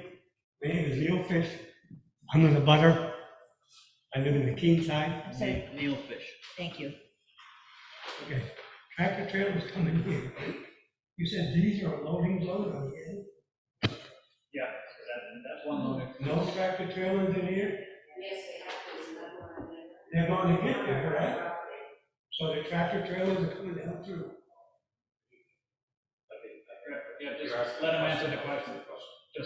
Just state your question and then, Mr. Brennan will Okay. answer it. Tractor trailers do not back into these buildings to load and unload. Only at the ends. When they get down to this end, where they go? Let him answer. You mind if I answer Yeah, that? answer the question. So a tractor trailer truck that's entering the site would come down the aisle, would pull up into this opening here, back into this zone. It would offload whatever contents onto a platform here, and then it would pull out and exit the property that way. And this site's been designed to handle that traffic. What takes whatever they drop off to these buildings? They can either use a pallet jack, or they would be a small forklift that would bring supplies to the units. You know, some businesses have a small forklift in a facility like this to offload out of trucks and stuff. And so, you know, occasionally people will get a delivery. You know, things are getting shipped across country. They will land on a trailer, or a larger trailer truck. And so it's important for a facility like this to be designed to accommodate that traffic. If not, then we can see it all over the place, right? Just explain that they're all ground level units. They're all ground level And units. you need a way to have a not a tailgate, or a delivery with a tractor trailer truck with a loader dock, and that's all it's for. Otherwise, you would have a tractor trailer truck stopping and impeding units and impeding traffic. It becomes a safety issue. And so the site's been designed to make sure that doesn't happen. Okay, so surveillance cameras, you say like on this side, over here and over here? I mean, typically they have surveillance cameras all around the site so that they can see each unit, they can see down the lanes, they can see, you know, the loading areas, and they store video. I don't know how long they store. I can find out if you want to All know. that does is tell somebody they've been there. It's too late. No arguing, just, if you have an argument, just make it with me and I'll tell him.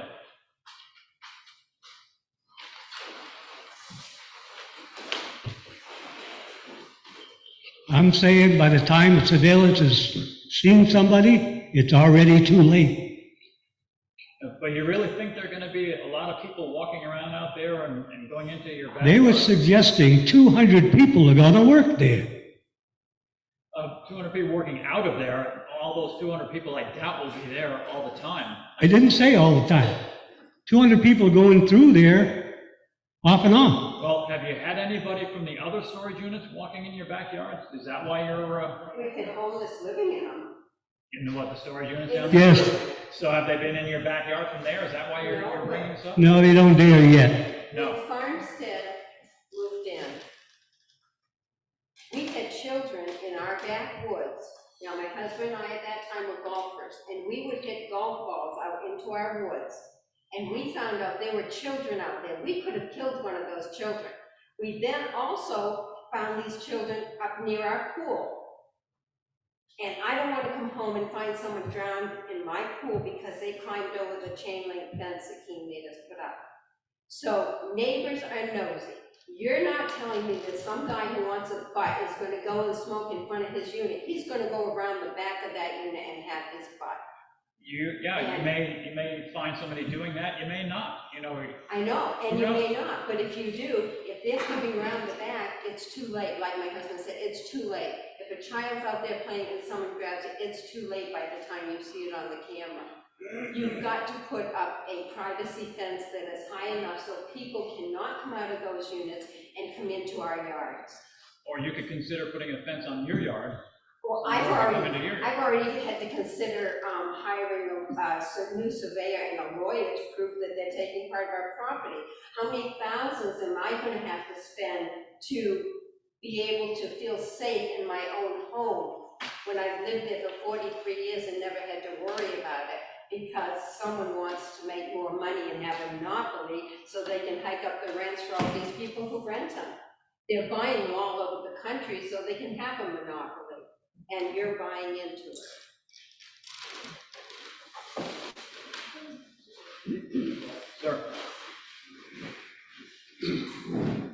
Good evening.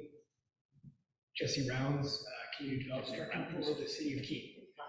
Jesse Rounds. First of all, I want to say thank you so much for sending out the determination of regional impact. Jesse, you're from the city of Keene, you Yeah, said? I work for the City of Keene, yeah. Thank you. We were able to review it, and we really appreciate the opportunity to comment. And our one main concern is the traffic. SWRPC does a great job. They did a rudimentary study. We would encourage a more in-depth study of the traffic impacts. Base Hill Road is a small road. It already sees a lot of traffic. I happened to drive down it today to come here.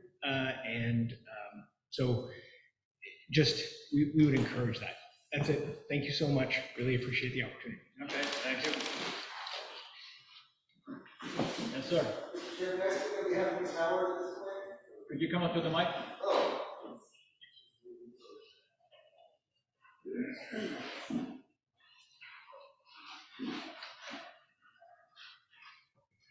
My name is Joe Hoppick, and I represent Ms. Cherie Howard, who lives at 114 Basin. Last name again, so? Hoppick, H-O-P-P-O-C-K, sorry. I'm just wondering when it would be an opportunity to speak about her position on this. A better position, you said? On her position, speak onto it. Yeah, that's what we're doing here. All right, can I get my stuff in? You certainly can. Thank you.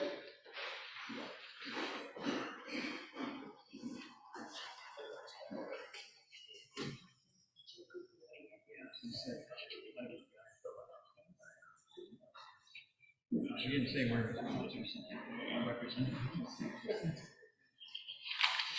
As I mentioned, I represent Ms. Cherie Howard of 114 Base Hill Road. I'm a lawyer in Keene. I've been on the Keene ZBA for about 10 years, and I have to respectfully disagree with your conclusion on the zoning definitions.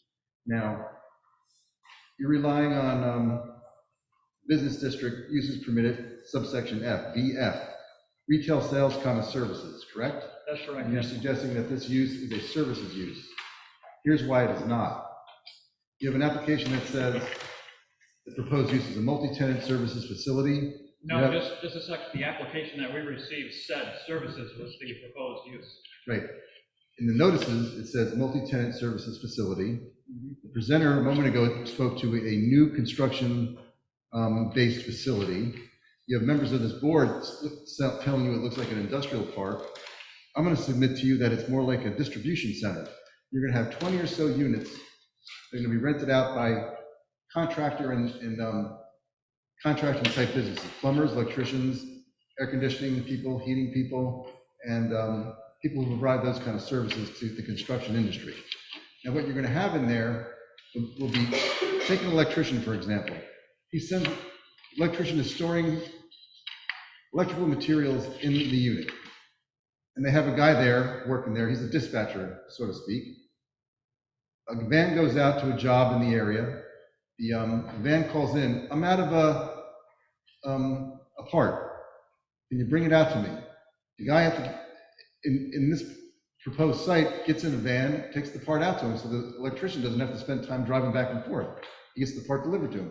That's the kind of things that are going to go on in there. And they're going to manage big jobs from this little space in these units, where they're going to store materials and they're going to distribute them to job sites.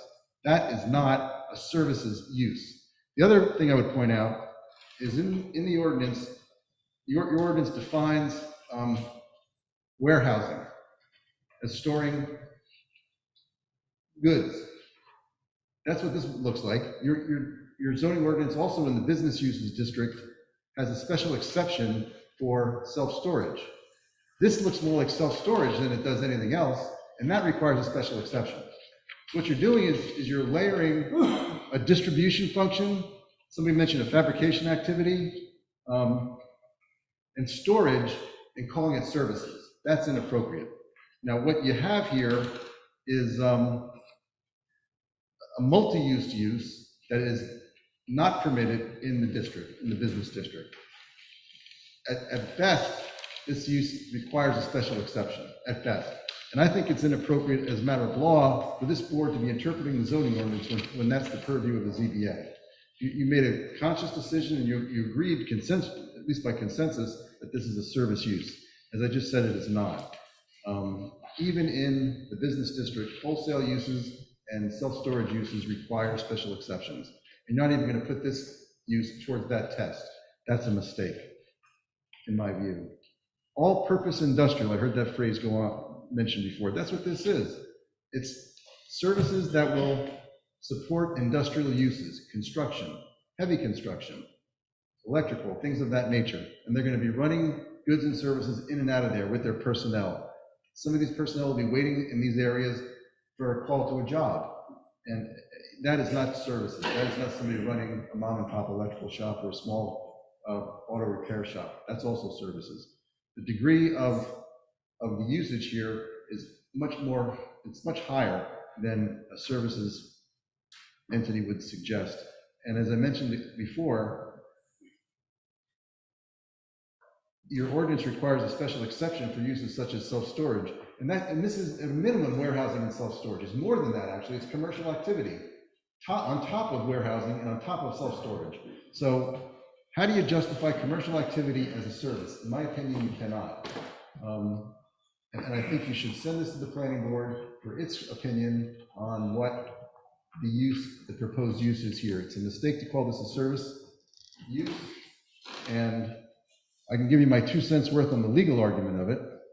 When you see a phrase such as retail sales, comma, services, semicolon, normally and under recognized rules of statutory construction, which apply to zoning ordinances, the word retail modifies both sales and services.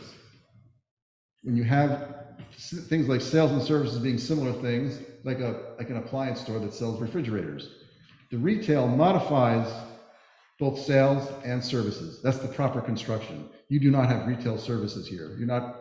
This is not open to the public where somebody walks in and says, can I buy a bucket of joint compound or something? They're not doing that there. They're sending them out, distributing these things to various job sites. That's the proper construction here. And the fact that you have self-storage and warehousing separately treated in the same ordinance justifies that interpretation. This is not retail sales, this is commercial use. Okay, you have your opinion, and you just said that the ZBA's job is to interpret our zoning ordinance, not you. You're interpreting our zoning ordinance. I'm giving you an argument for why you should send it to them. You are, but you could say that for the ZBA, because. But you're not going there. You've already interpreted, you've done their job. If the planning board has, or if someone finds that the planning board erred in their interpretation of the zoning ordinance, then the appeals to the ZBA, and that's where you can make that argument. Mr. Chairman, may I just say too that it's been my experience that the town of Swanzey has interpreted this similar uses throughout the town as a service. We've got a number of site plans approved with whether it was a landscaping service or whatever that falls under services, and this board has acted in that fashion for years. Thank you. Yeah, I agree. We do. Just because you're wrong all the time doesn't mean you're right now. Same applies to you. Yes, I agree. But you have the position, and that's our legal argument. Thank you for your time. You're welcome. Any other questions?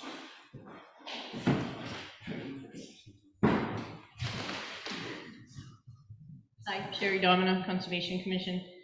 You all have our memos in front of you, and you may have seen the minutes from our meetings. And we definitely have concerns about the wetness of the property and whether the wetland boundary was properly delineated.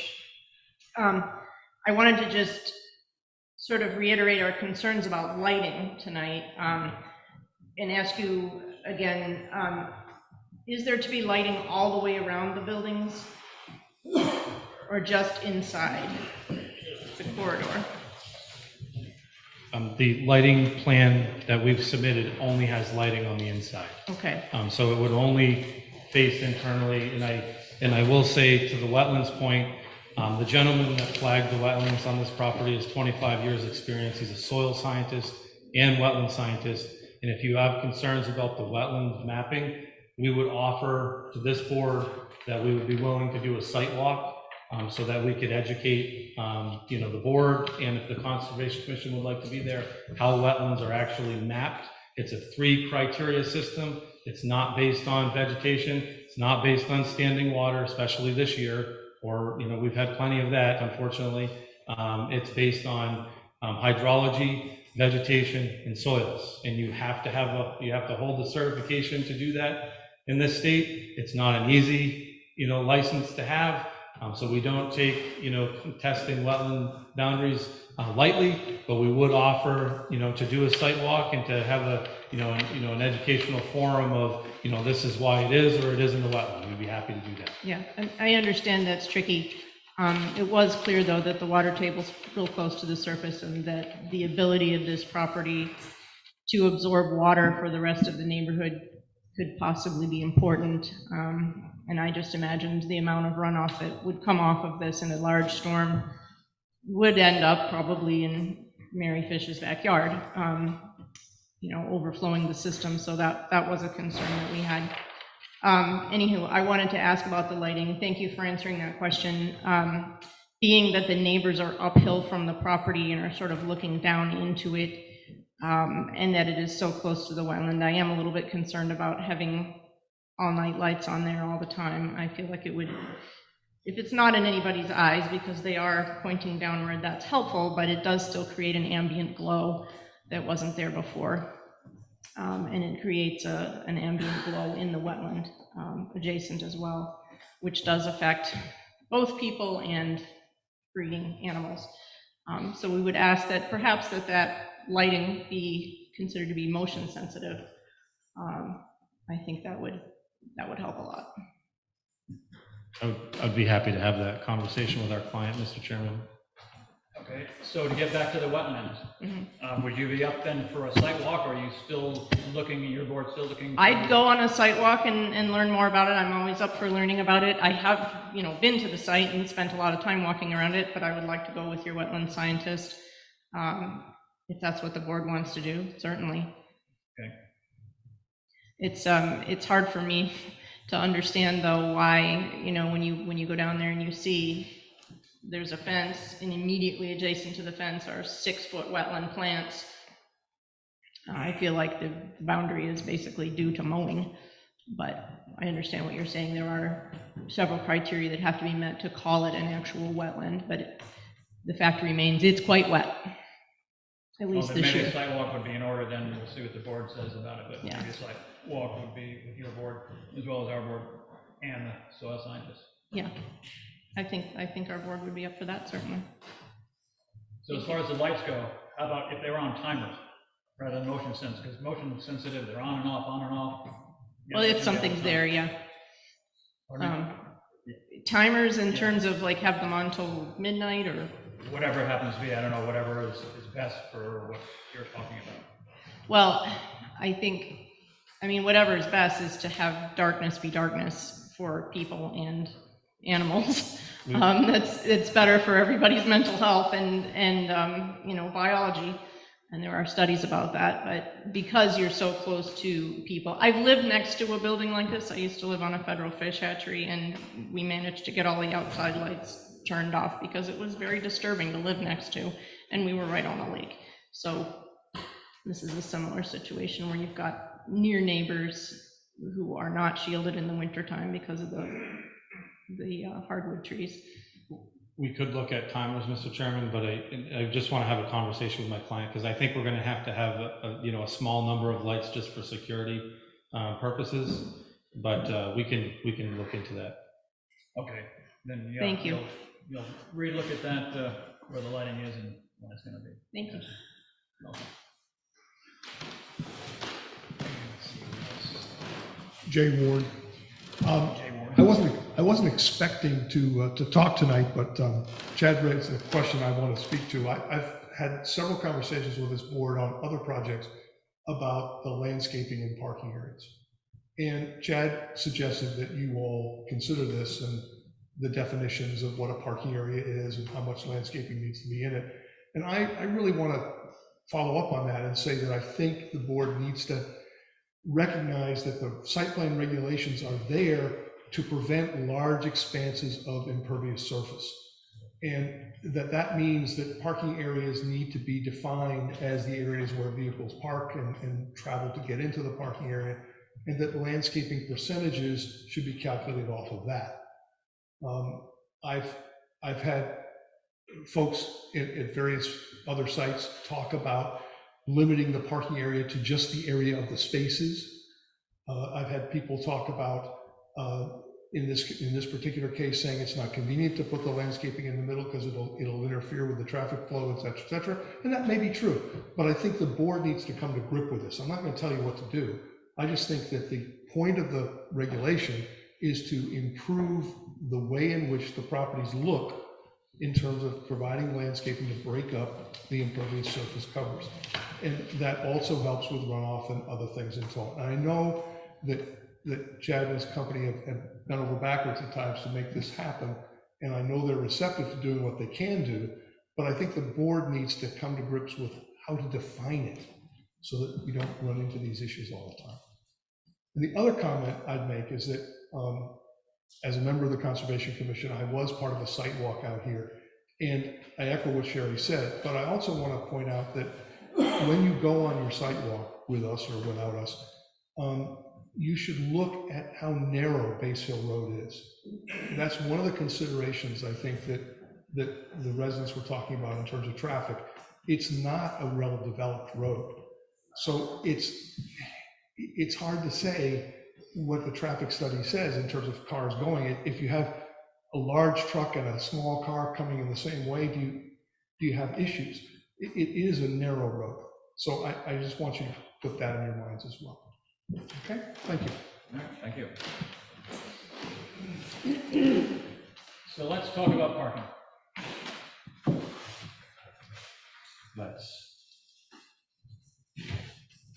So, and I appreciate the comments. The funny part is since the last time you stepped at the podium, the landscaping regulations changed.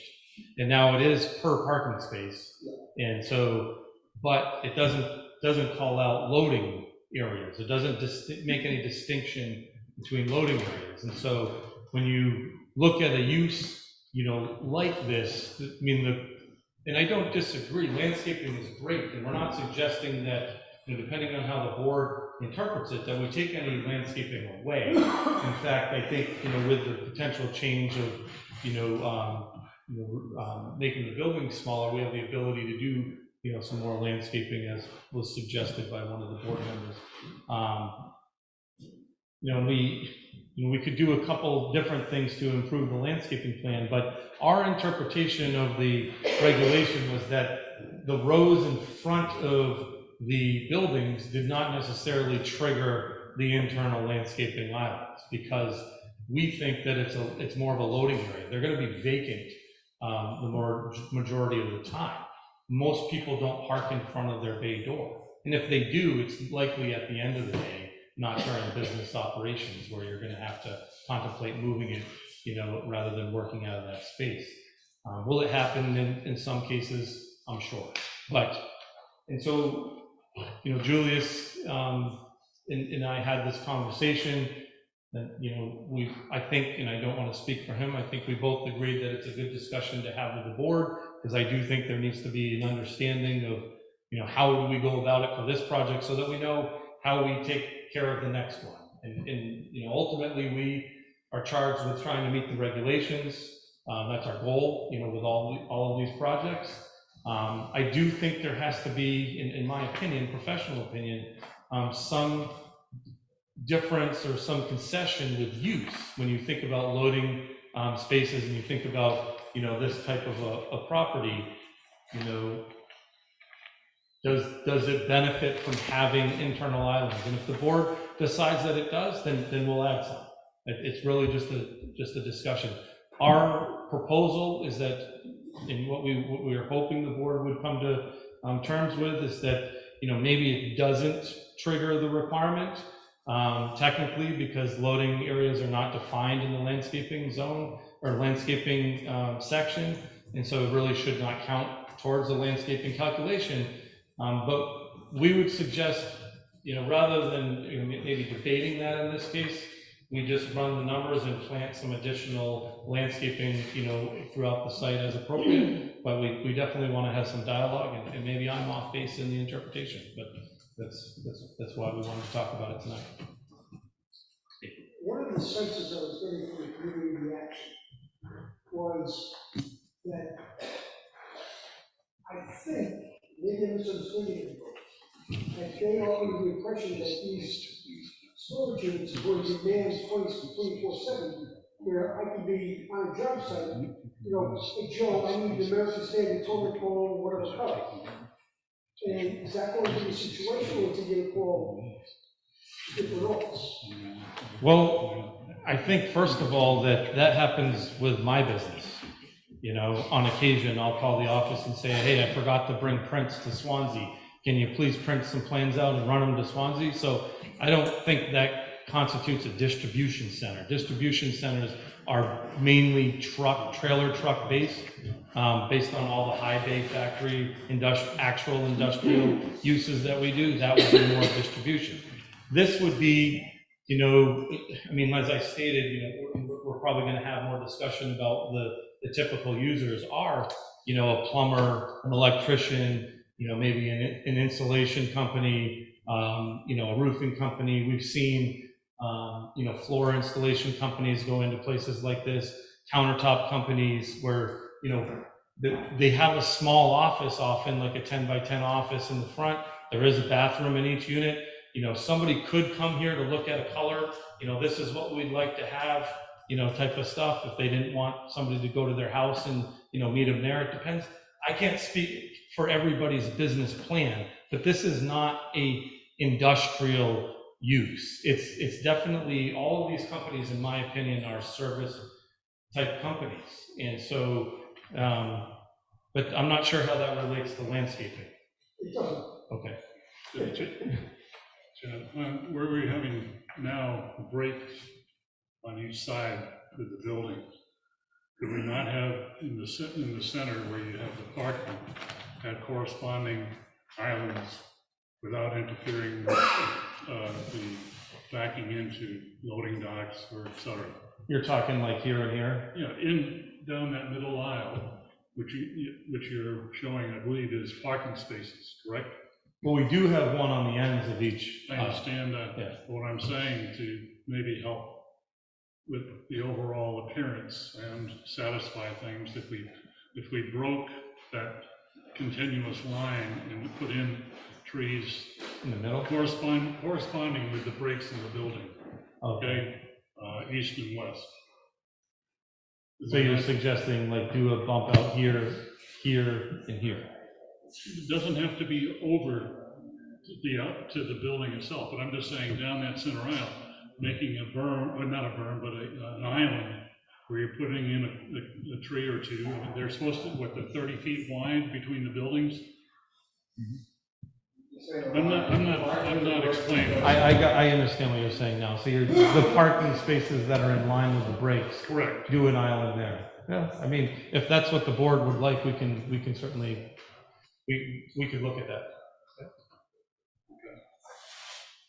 So I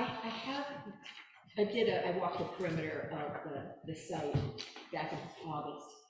And it seems to me like, as far as I'm concerned, the primary landscaping concerns I have to do with protecting the neighbors to in there, yeah, because the buildings will be right on top of that house, and also at the end where the water treatment area is. Here? No, up that whole boundary there, yeah. Because, and we've heard from neighbors that when the leaves fall off the trees, it's, you know, there will be nothing to separate those property owners from this. So you're suggesting take whatever the calculation is or whatever and you know, kind of bolster the landscaping on the perimeter? I'm not even talking about parking, I'm just saying my primary concern in this area, because we are butting up against residential uses, it's the buildings will be very close. There will be a lot of spillover. So you're suggesting evergreens there? Evergreens, Right. Yeah, Okay. at the So very you're least, suggesting and evergreens. some, you know, solid fencing works too. Okay. So but the back of the Although the building- backs of the buildings but at the end where there are no solid.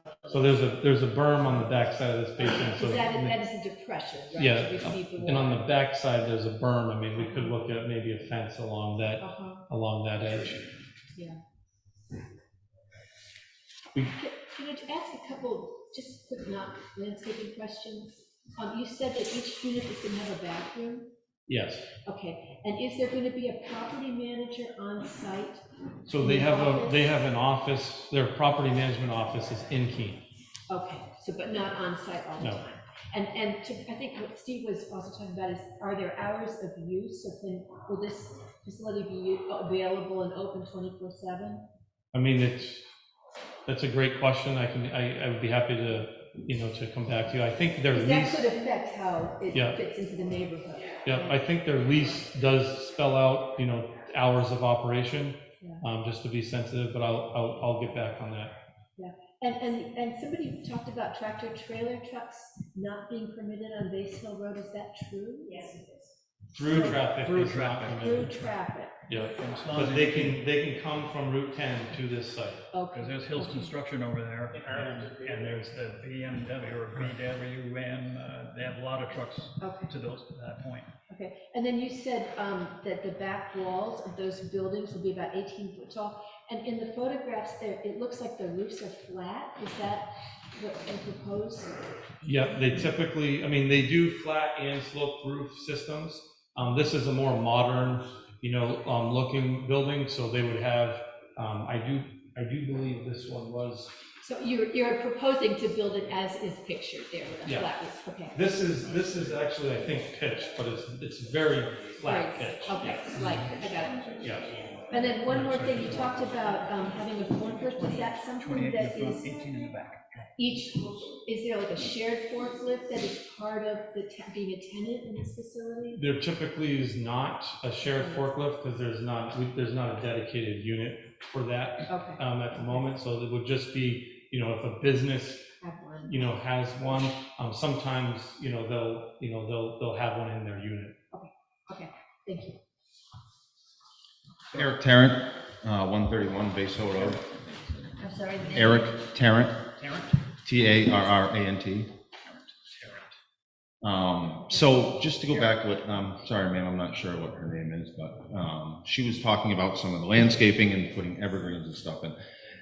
If you can look at that building is basically from my house, 30 yards from my back door. And they're proposing to put in just regular trees at this point. Now, from 30 yards, now with the lighting, I do like the idea of having literally lights that come on with motion. I can sit on my back porch and I'm gonna be looking at that roof with a light coming in my porch. I don't know. I have no idea.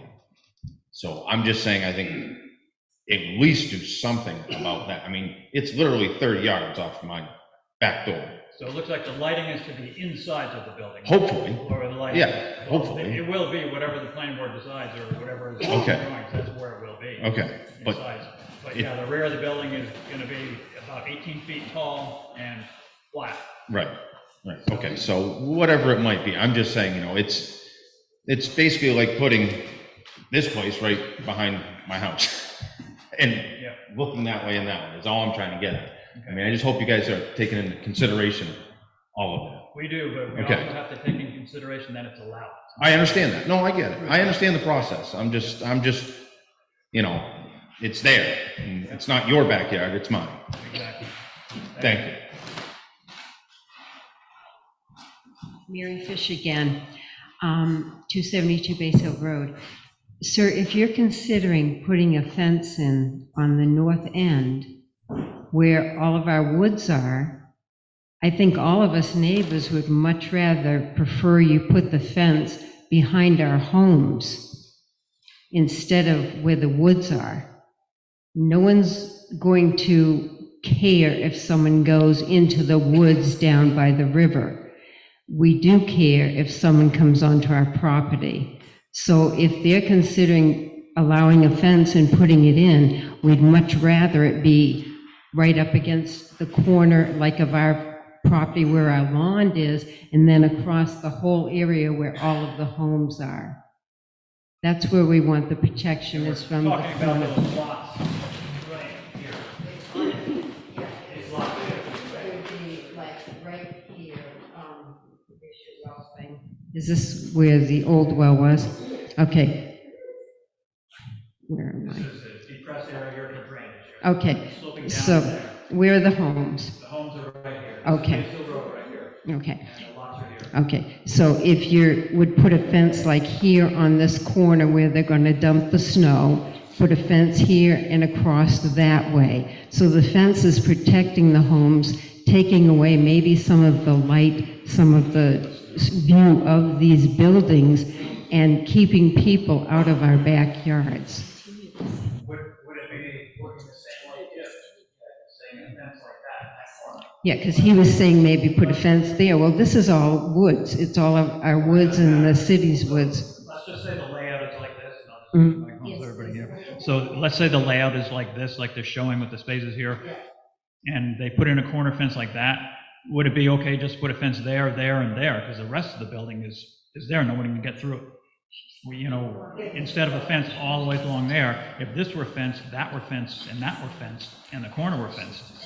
Yeah, that would be much better than just trees, because like I said, people walk through trees. If there's a fence, if there's a fence that they cannot climb there and over here, then that would at least keep people from coming around the building into, like he said, his home is like right here. I mean, it's so close, and it's just, for safety purposes, if they at least put a fence there and the corner, and that would protect us. You can take that back over there. So is that something you would consider? I will review that with our client, yeah.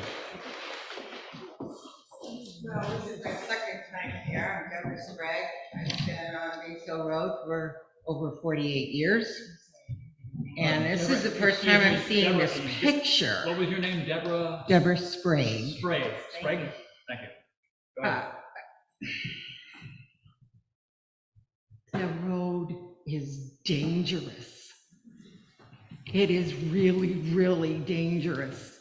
And if you think trucks don't go through, come to my house at dusk. The big double trailers full of cars. And they don't pay attention to the sign. No, I mean, get it. Swanzey used to have one that said no through trucks, but I think the snowplow took it down and it hasn't been replaced. I don't doubt any of you that the trucks go through there, that travel through there, and aren't supposed to, but listen, if this building was not put up at all, they're still going through there, regardless of that building. All right. It's not so much that. We don't want another roundabout at this thing. Yes. Make a motion that we continue this presentation to our next meeting. In all fairness to FW Web, to have theirs heard this evening.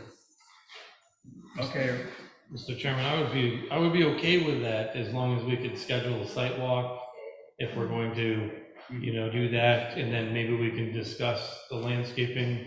I mean, I would like to come back to our next plan. It's not seconded yet, and if you would hold off on that, I would like to get a couple other things ironed out for the next meeting too. Thank you. On parking. Okay, would you hold off on that motion? But I agree with it, I think it's a good motion. So let's just get a few things that he goes back to the client, they get that stuff taken care of, and we can see that everyone. All I want to get, and that's mainly between the board here, and we're back to parking. So this is a services building, what they're going in at, services. So how do we say how many parking spaces have to be there? We haven't hit on that at all. They have, let's see, they have 51 spaces in the center, correct? And they have one space on each building, so that's a total of, let me see, 91 spaces. It's going to be changed because they're changing the type of building. It's not a continuous building. So you subtract 3? No, subtract 6, right? Yes. Oh, yeah, right, because there's one of each unit. So it'd be 85, so it's 91 now, but so it'd be 85 parking spaces. And if they do what Richard was suggesting, to take out the one that aligns in the middle. Oh, in the center, Yes, so that'd that be would another 3. Three. So it'd be 82. So we would meet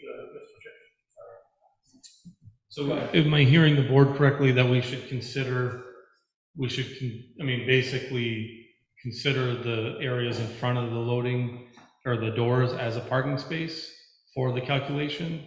I would consider it, but we aren't doing that calculation, or Okay. the calculation, I thought you were talking about landscaping calculation there. Yes. I just want to get the board nailed down as to how many parking spaces we're going to require for this use.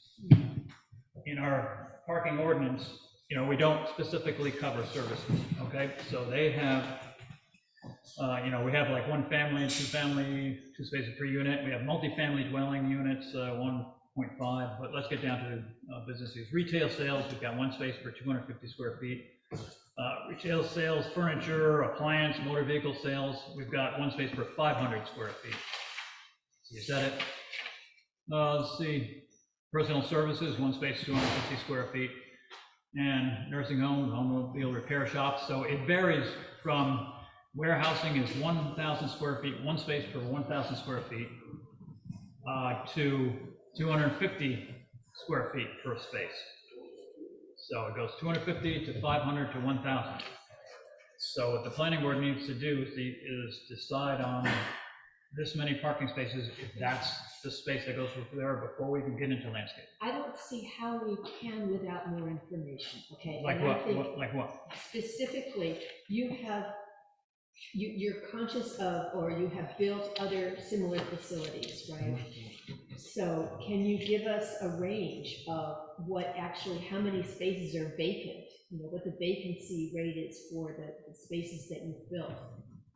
We've never approved something like this before. You know, we don't have anything in our regulations that apply. Right. And without more, we're only guessing, we're pulling numbers out of the air. And I appreciate you saying that, because that's the difficulty with parking, is it's a function of experience Right. and use in buildings. Yeah. And so you know, if you pull a number that's arbitrary, we're probably going to have a conversation about that, because realistically, you know, business, like an electrician might have one or two company vehicles. Now you can park one inside, but you have to have a certain, and then you have a couple employees. So generally we look at, 3 to 4 spaces per unit to be safe. Typically is how, we look at that. If somebody comes and, visits the site, if you get a salesman coming to, visit the site, if you have, an employee, and the employees kind of displace the company vehicles often. So you park a car, you get in a van, you leave. But that's how the sites operate. I mean, we can create a calculation like that. We really didn't do that here because there wasn't, as you stated, Mr. Chairman, isn't actually a formula for this, but we're happy to bring that to the next meeting and then balance the landscaping from there, if that makes sense. Well, we do have to nail that down before you nail down landscaping, because they correlate. So that's why we're getting to that now. Okay. So any comments from the board on that? Again, getting back to it, it looks like they're going to have, 82, I think. If it's configured like that, it looks like there will be 82 spaces. And how many units? And let's see, the units will be 1, 2, 3. So it's taking out 6 units, it's right? 34 units, I think. 34 units. Yeah. Okay. So this breakup of the buildings, what is the total square footage going to be? It would be 62,000, I believe, is the new total. Okay, so 62,000, and we need one space per 1,000, did you say? I'm saying that's for warehousing. We can go from one space for 250 feet. Let's see, this is square feet we're talking about. That's for retail sales, which this is not going to be, but I'm just giving that as an example. One space per 250 square feet. Let's see, like a furniture, appliance, and that'd be one space per 500 square feet. And for warehousing, we'd have one space per 1,000 square feet. So it's somewhere in between that this is going to be. So if the board decides that the 82 parking spaces are enough for that facility, then that's what we go by and we continue. That means 2.5, basically 2.5 spaces per unit is what it comes out to. Yeah. And that would be adequate, because they could park a vehicle inside if they had to. I mean, that would be adequate. I would be really surprised if people use that real estate for parking inside. Is that really a use that? Oh, yes. People Yeah. do that? A lot of these, in fact, a lot of the electricians and plumbers, They do that for security reasons, because a lot of their tools and equipment are inside. Everything And they is also do it trucks. because of winter. Okay. So they can Are they show up. heated? The spaces are all heated, right, the whole? Absolutely. Yeah, okay, so, what we want to guard against is having no place to put a car or vehicle, right? So there is, it's not like there's any street parking that's possible here. I mean, what's the worst thing that could happen? There's too many vehicles in here and no place. Well, What that would happens impact, that would impact your ability to lease the space. I mean, if you don't have the appropriate amount of space, then it ultimately impacts your ability to market that as, rentable space. So we can certainly, there's no space on Base Hill Road No. for overflow parking. No, they're gonna do that on Base Hill Road. Steve, you had something to say?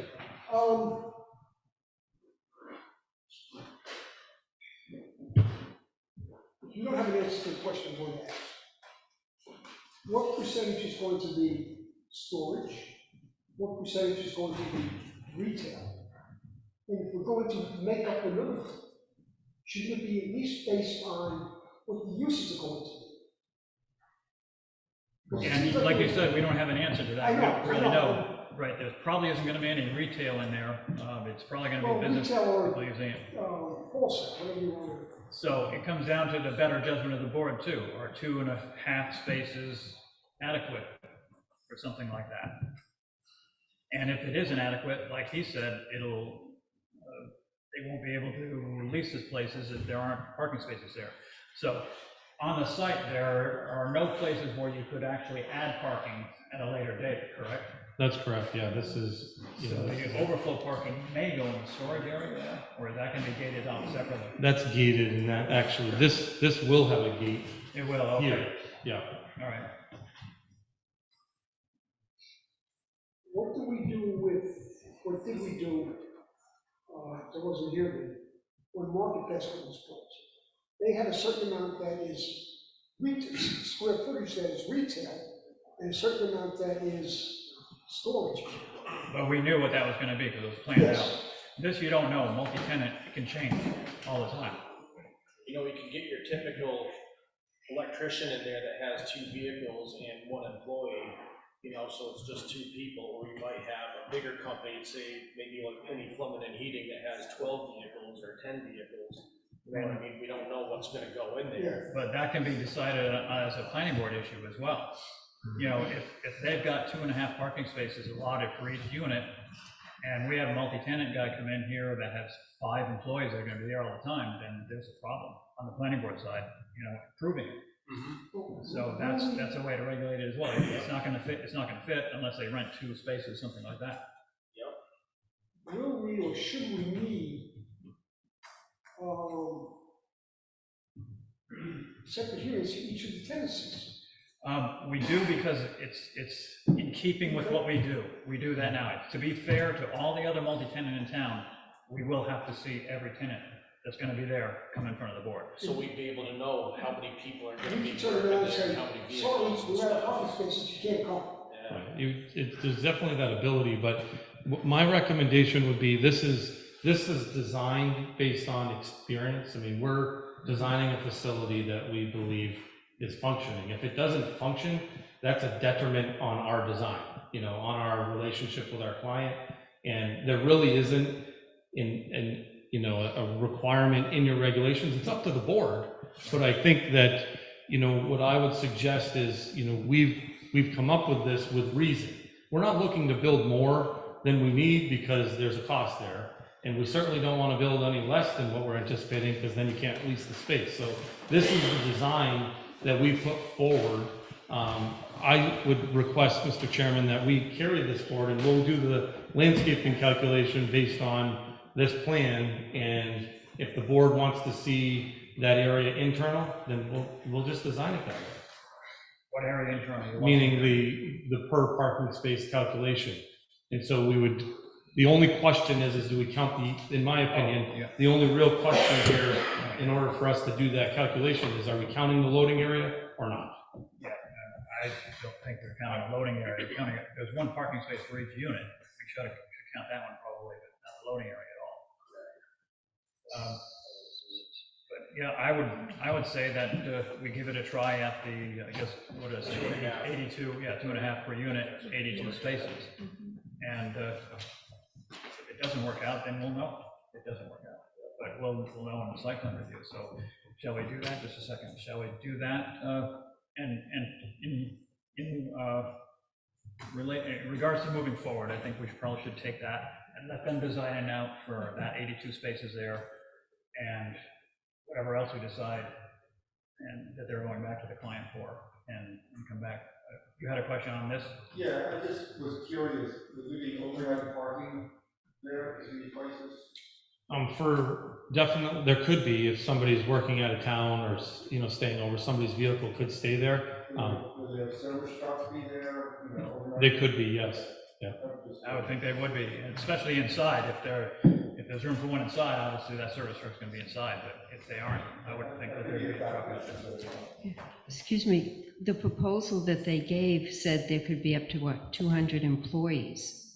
So that obviously there are nowhere near 200 parking spots, so just that was on the proposal. Yeah, I read that too. Yeah. It may be a few less since they've taken a few units out, but Right. it's still gonna be right up there Right. on their Right. employees there. Yeah. But the thing is that the way it's designed, by the looks of the design, most of those employees are not gonna be working there. It's not like a manufacturing plant where they're all gonna be there. They're gonna be out Just someplace. in other places. So what do we want from the applicant? We want them to calculate the interior parking, right, or landscaping for the parking.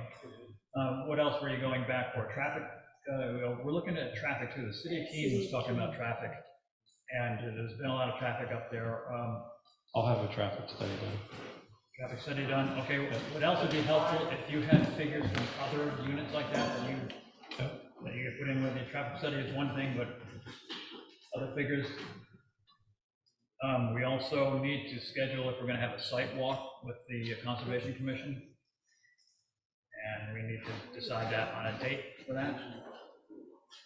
Was he gonna ask about events? Is that gonna be something he's gonna ask? Thank you, yes, thank you. Yeah, fence, hours of operation, I mean, Yeah. there was a number of notes about asks for sure. Okay, and you've got them all? Yes, yeah. You're sure that you have them all? And I'll be reviewing the minutes too. Okay, then you remain at that. I got pages. Hours of operation, you're gonna check that too, right? Yes. Okay, thank you. Sidewalk, what's a good date for a sidewalk? Anything for you? Your soil scientist is gonna be there, so. Yeah, This week. You wouldn't suggest this week? No. Okay, I mean, preferably not weekend days if possible. during the week? During the week would be better. Let's see, who else? You can't make it during the week, I know that. I'll opt out, that's okay, I know the area. Okay, then let's see if we can nail down a date for a sidewalk. Is it better to do it before the meeting? Happy to do it, happy to. Directly before? Yeah, that would be the ZBA, when we go to a sidewalk at say 5. Oh, and then Then go to 6. probably not, the way these meetings are going. All right, let's have a separate sidewalk. And you're saying during the day, weekday during the day, or? Yeah, I mean, we're flexible, but just out of courtesy for my employees, if we can not work on the weekends. Oh, yeah, okay. You don't want to do that.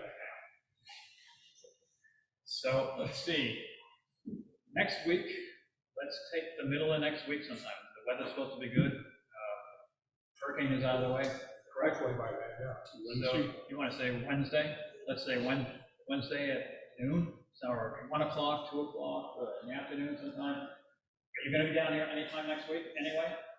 I generally work out of the Keene office. Oh, you so- do anyway, okay, so you're here all the time, so that doesn't matter. So, Wednesday at 1 o'clock, work? Sounds good.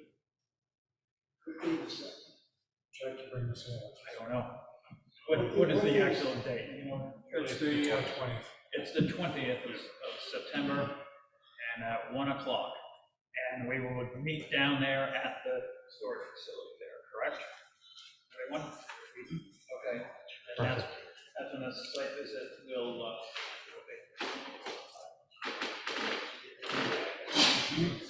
We're doing 2.5 spaces We are, yeah, and we're gonna let them do the calculations for the landscape and all that, to that 82, it's gonna work out to 82, I think we thought, but whatever it works out to, that's what they're gonna calculate, and come back with the drawings later for that. Anything else we need to have them look over? Notifying the chair, conservation committee chair? They will be notified, yeah, Julius will take care of that.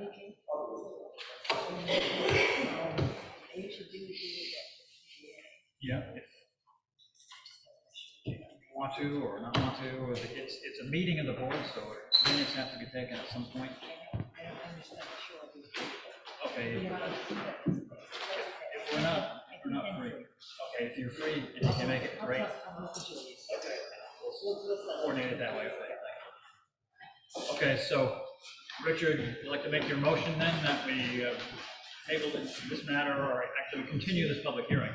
Make a motion to continue this hearing to our next scheduled meeting. Yes, next scheduled meeting.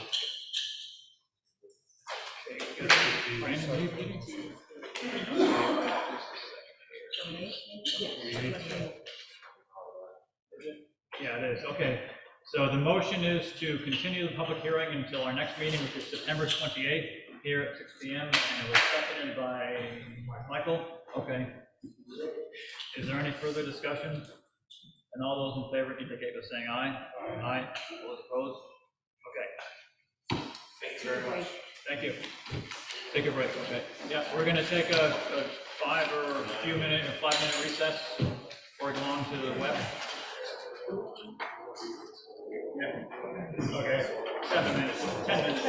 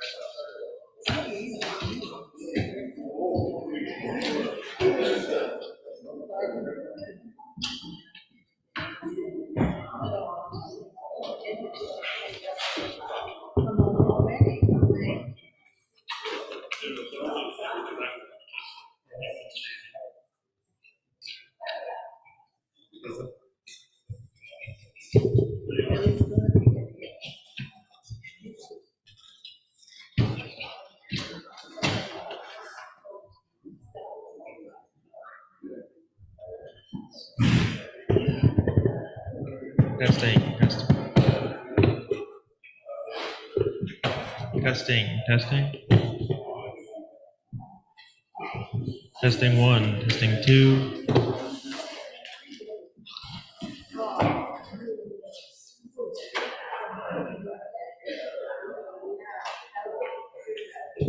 Testing 1.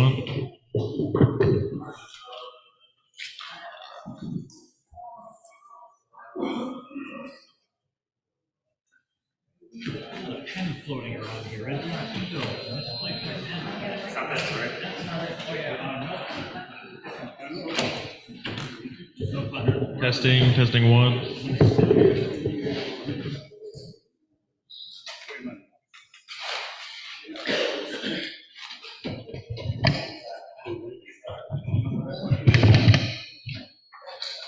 Testing 1.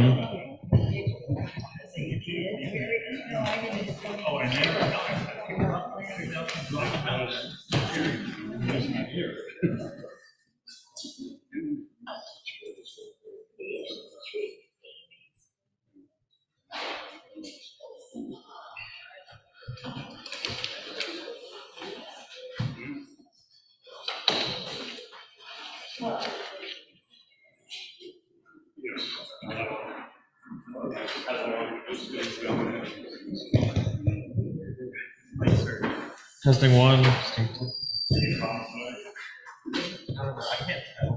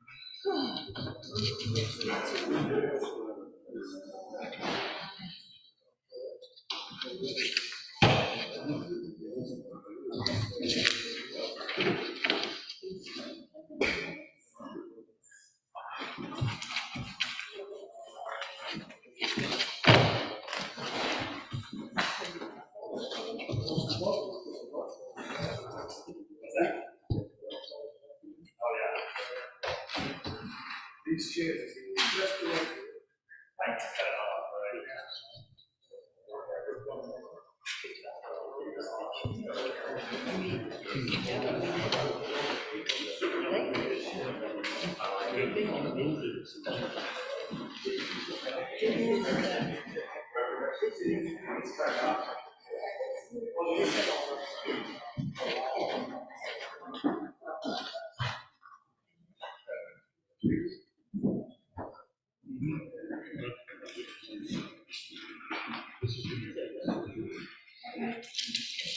Something you might find interesting.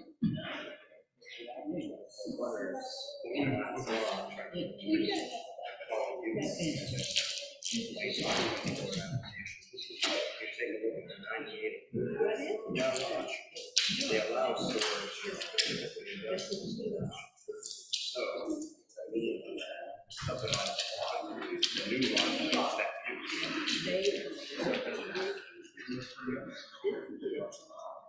yeah, they call because at that point they did not have some sort of.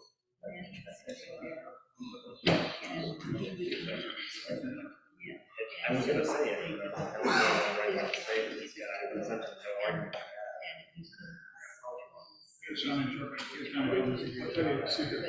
Yeah. I would kind of hate to have that guy as my lawyer. Jesus. I've seen a pen around here, a silver pen, black. It's just.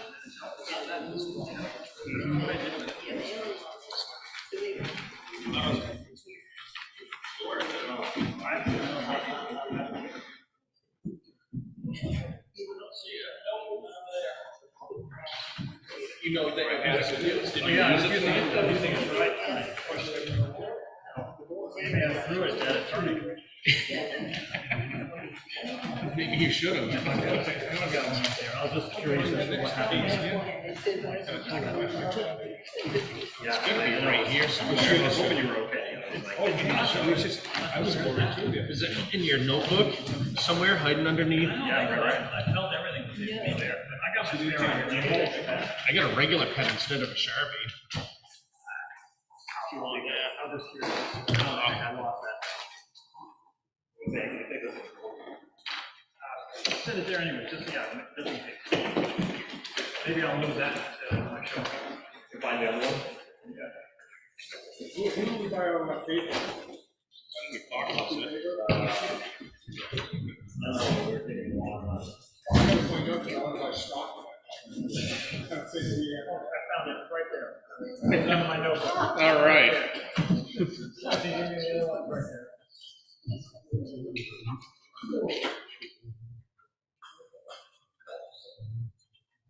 This is the new landscape. Oh, cool. Right here, right? Yeah, sure. Yeah, all right. They got 4 copies. I'll share it. Have that one. Yeah, Victoria, this is the new landscape plan up closer. It's the one that's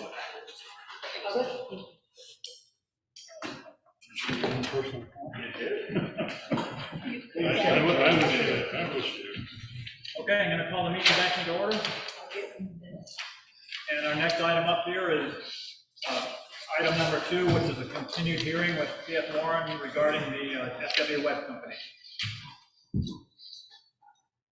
And we have updated landscaping plans here, I see. And yes, we're all set.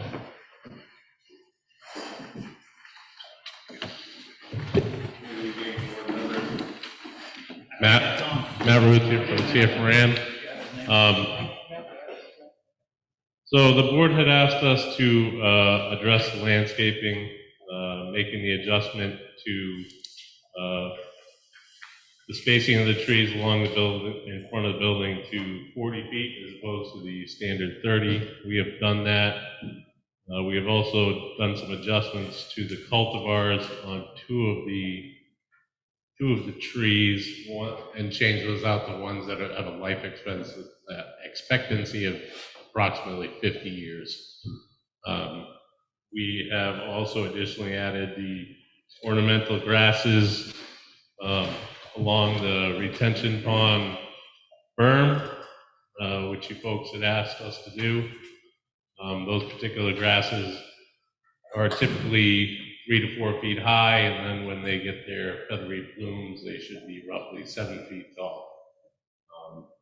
And again, that berm is roughly, I believe, 3 to 4 feet tall as proposed currently.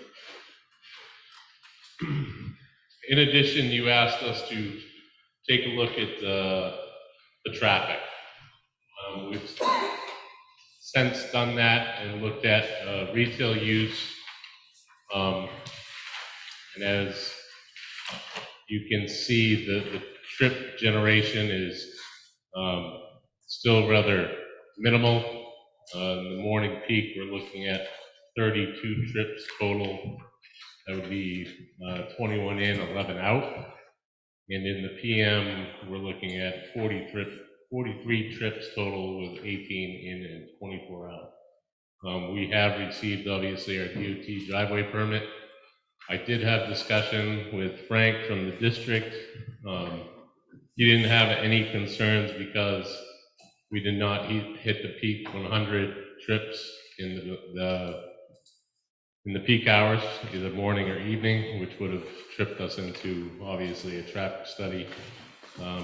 He didn't see any problem as far as this use on the off Route 32. And with that, I'll leave it to any questions the board has. Thank you. Let's see, any questions from the board on that layout there? And those grasses, are they annual or perennial? Those grasses? Perennial, they come back every year, yeah. Okay, so you don't have to replant them. And there is a Scribner's error, I believe, on some of the trees. Once we adjust it, I think we have 24 shown for the prunus, and actually it's 28 total is what we have now. Okay. So we'll make a note of that and fix that. Now, I believe Victoria has some. Yeah, I do. Comments? I've lost track of where the dumpster is. Sure. I can gladly point it out. The dumpster is located right here. So it's in the loading area? Okay. Correct, between the loading dock and there's a bay door. Yep. Okay.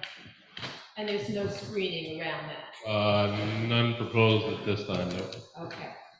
So, in reviewing our site plan review regs, I feel that we have overlooked the, it's general standard number 11, which is all outdoor storage areas and loading areas shall be located or screened to prevent visibility from public roads, parking areas, or neighboring properties. And I've provided board members with some photographs of what we can expect to see at in this storage yard. And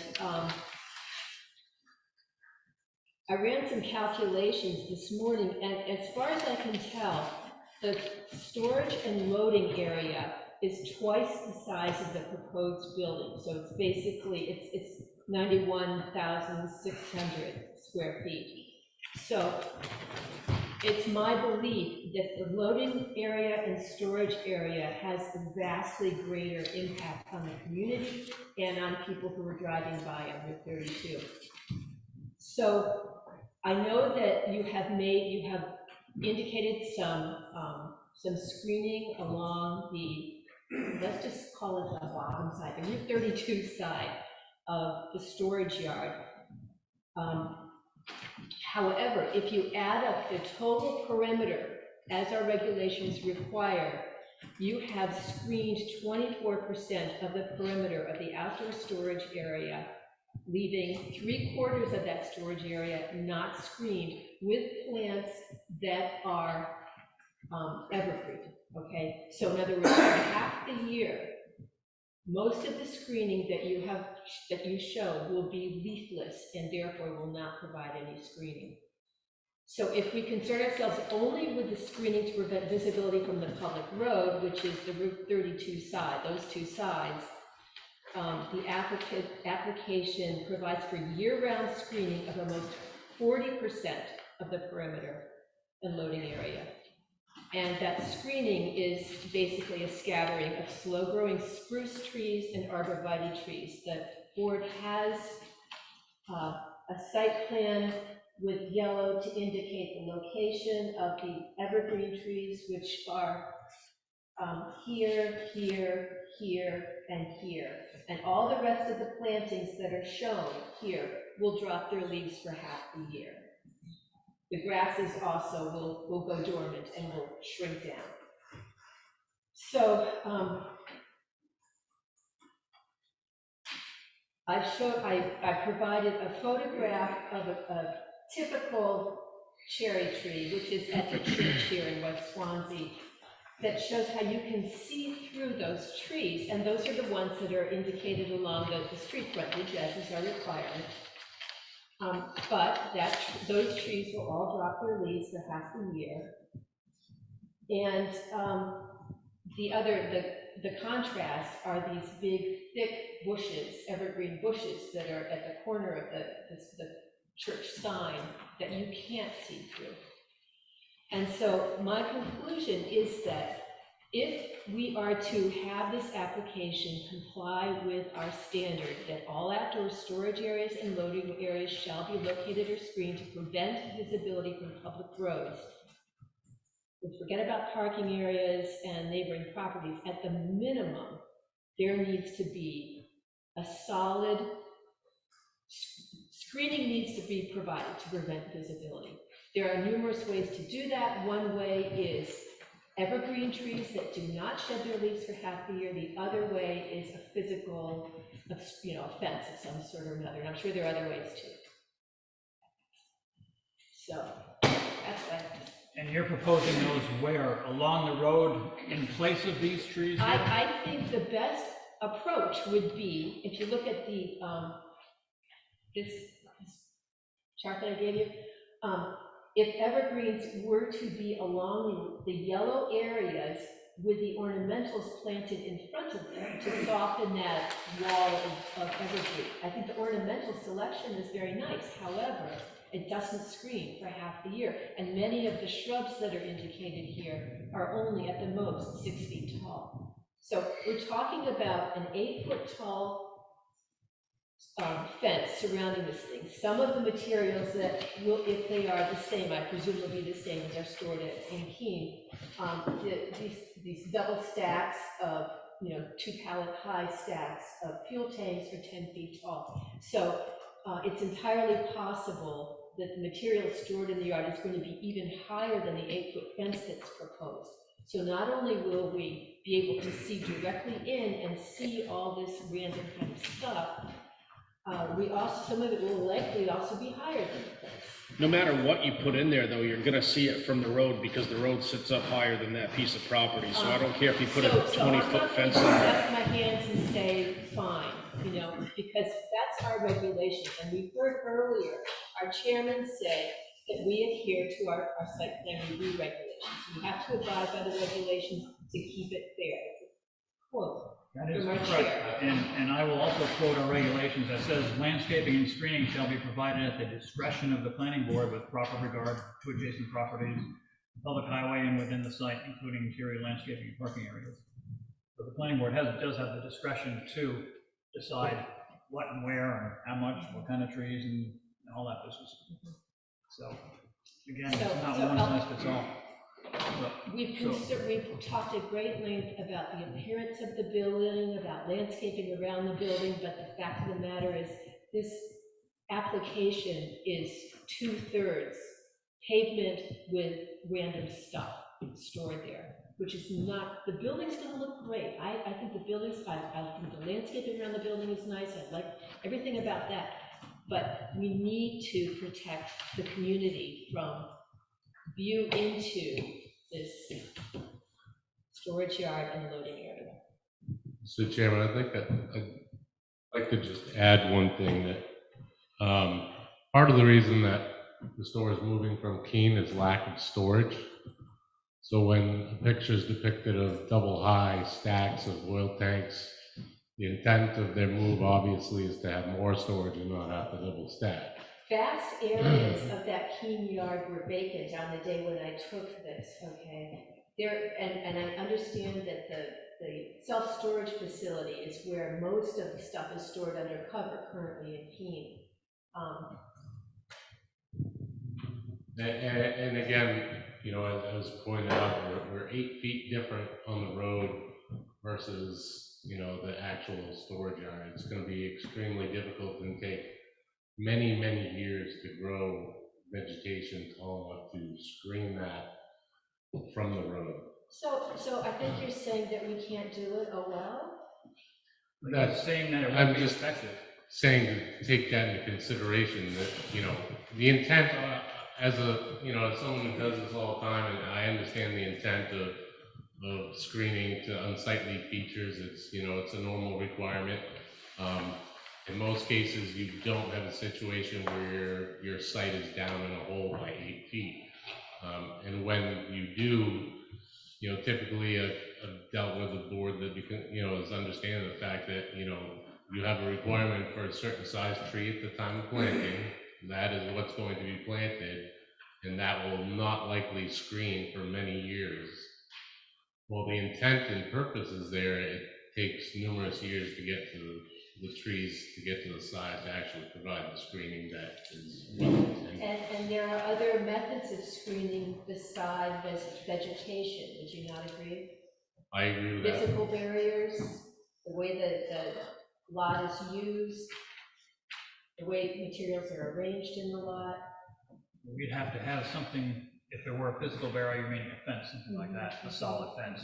And that would have to be 8 feet plus, I don't know, maybe another 8 feet, possibly 16 feet high, all the ways around that whole area to screen it from the road, because it's lower than the road, is what we're talking about there. You know, you've got 8 feet there, you're looking over top of it. So then you're sitting in a car, so you'd want to at least 6 feet more, maybe even 8 feet, so you've got a total of 16 feet of a big giant fence going 2 acres, there's a 2 acre yard and loading area that we're going to be looking at. I don't know if I'd rather look at a fence like that or rather look at that yard with shrubbery around it. Think of it, just a giant wall like that. I wouldn't want to look at it. How about the rest of the board member? Well, they already addressed the solid fence issue the last meeting with the wind and stuff like that. It wouldn't be a good idea for that, if that's something. 16 footer probably not, especially. Yeah, I think it's that's something to take into consideration. Now, we can ask him to put in more evergreens along that. You know, yet he's got a point. They're 3-inch diameter, so it's going to take quite a while for them to spurt up to the 60 feet, but they will eventually do it. Then you're going to run into, eventually, glide path problems. They won't, if they choose the proper selections. So they're looking for dwarfs? Evergreens are gonna go big. Well, they've already got arborvitae and blue spruce, okay, proposed for along there, and the selections that they've made. I think I have the tree list here. Okay, but I'm giving you the finished type. Let's see, the spruce that they're proposing has a 30-foot height of maturity, and the variety of arborvitae that they propose has a height of maturity of 20 to 30 feet. So they've already selected varieties that will not cause problems in the future. So for them to put more of those in, I think would be a service to the community that elected us to serve on this board. And if we were to do that, how many would you suggest? I would suggest to put them, let's see, With arborvitae, they are, they have a 9 to 12 foot spread at maturity. So I would say either, ideally, they would be staggered as they are in this corner. So sort of like this, kind of a zigzag situation, close together. Because as you know, one tree, the depth of one tree doesn't provide much screening, but a staggering of trees does.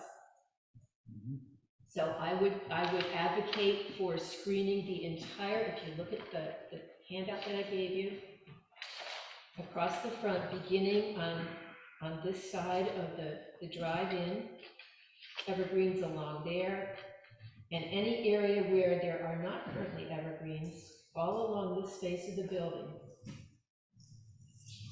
Down to where they show the trees here you're talking about. The trees in the corner, yep. Right to there. Mhm. Now, what is that dotted line right there? That just denotes pretty much the storage area. The rest That's where is- your storage the is rest right is there? truck turnaround. So it's not a fence, it's just designates where the storage is gonna be. Right. Yeah, they give us a acreage for that as 1.3 acres, and then the balance of the loading area is an additional, adds up to be a little over 2 acres. So would you be in favor of substituting these trees for the spruce and arborvitae? I see you have a bunch of different trees there, a lot of different shrubs, by the look you've got. They're mostly shrubs. You've got yeah. spruce there. Let's see, these are the spruce, 1, 2, 3. Those are the spruce, what are those?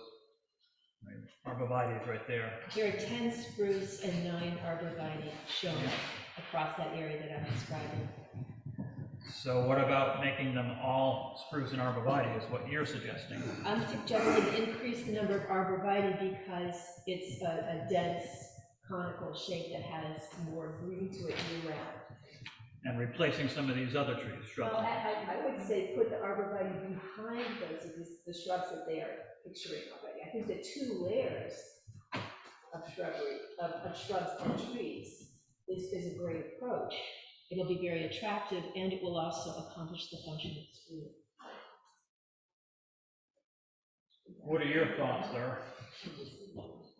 Yeah, leave the deciduous, but add the evergreen. I mean, I think, again, it would make sense if that's what the board requested, that we switch out some of these for evergreens and, minimize, obviously, the expense of additional shrubs that are not going to provide the screening that the board would be looking for. If the intent is to screen the storage yard, then by all means, we will screen the storage yard. To double up on vegetation for no particular reason or requirement seems a little, I guess, above and beyond than what's necessary. Double up, you mean by double up, adding to what you already have here with the other? Correct. It would be the preference to switch it out to create the screen that. That would be fair. That sounds good. That would be fair. I'm all about that. Do that. So remove the spirea and the forsythia and replace those shrubs with arborvitae or spruce. And they've got a couple of cone maples in there too, which can be replaced. No, I wouldn't remove those. You go around those. Well, then they can stay there and the arborvitae can go around them. You're not going to put our arborvitae right with those trees then, correct? Well, you can with depth, but again, it's a double up on it. It's like he was saying, and he's actually correct. We're asking for screening instead of making a double screening there. You want arborvitae, then take those trees out and put arborvitae in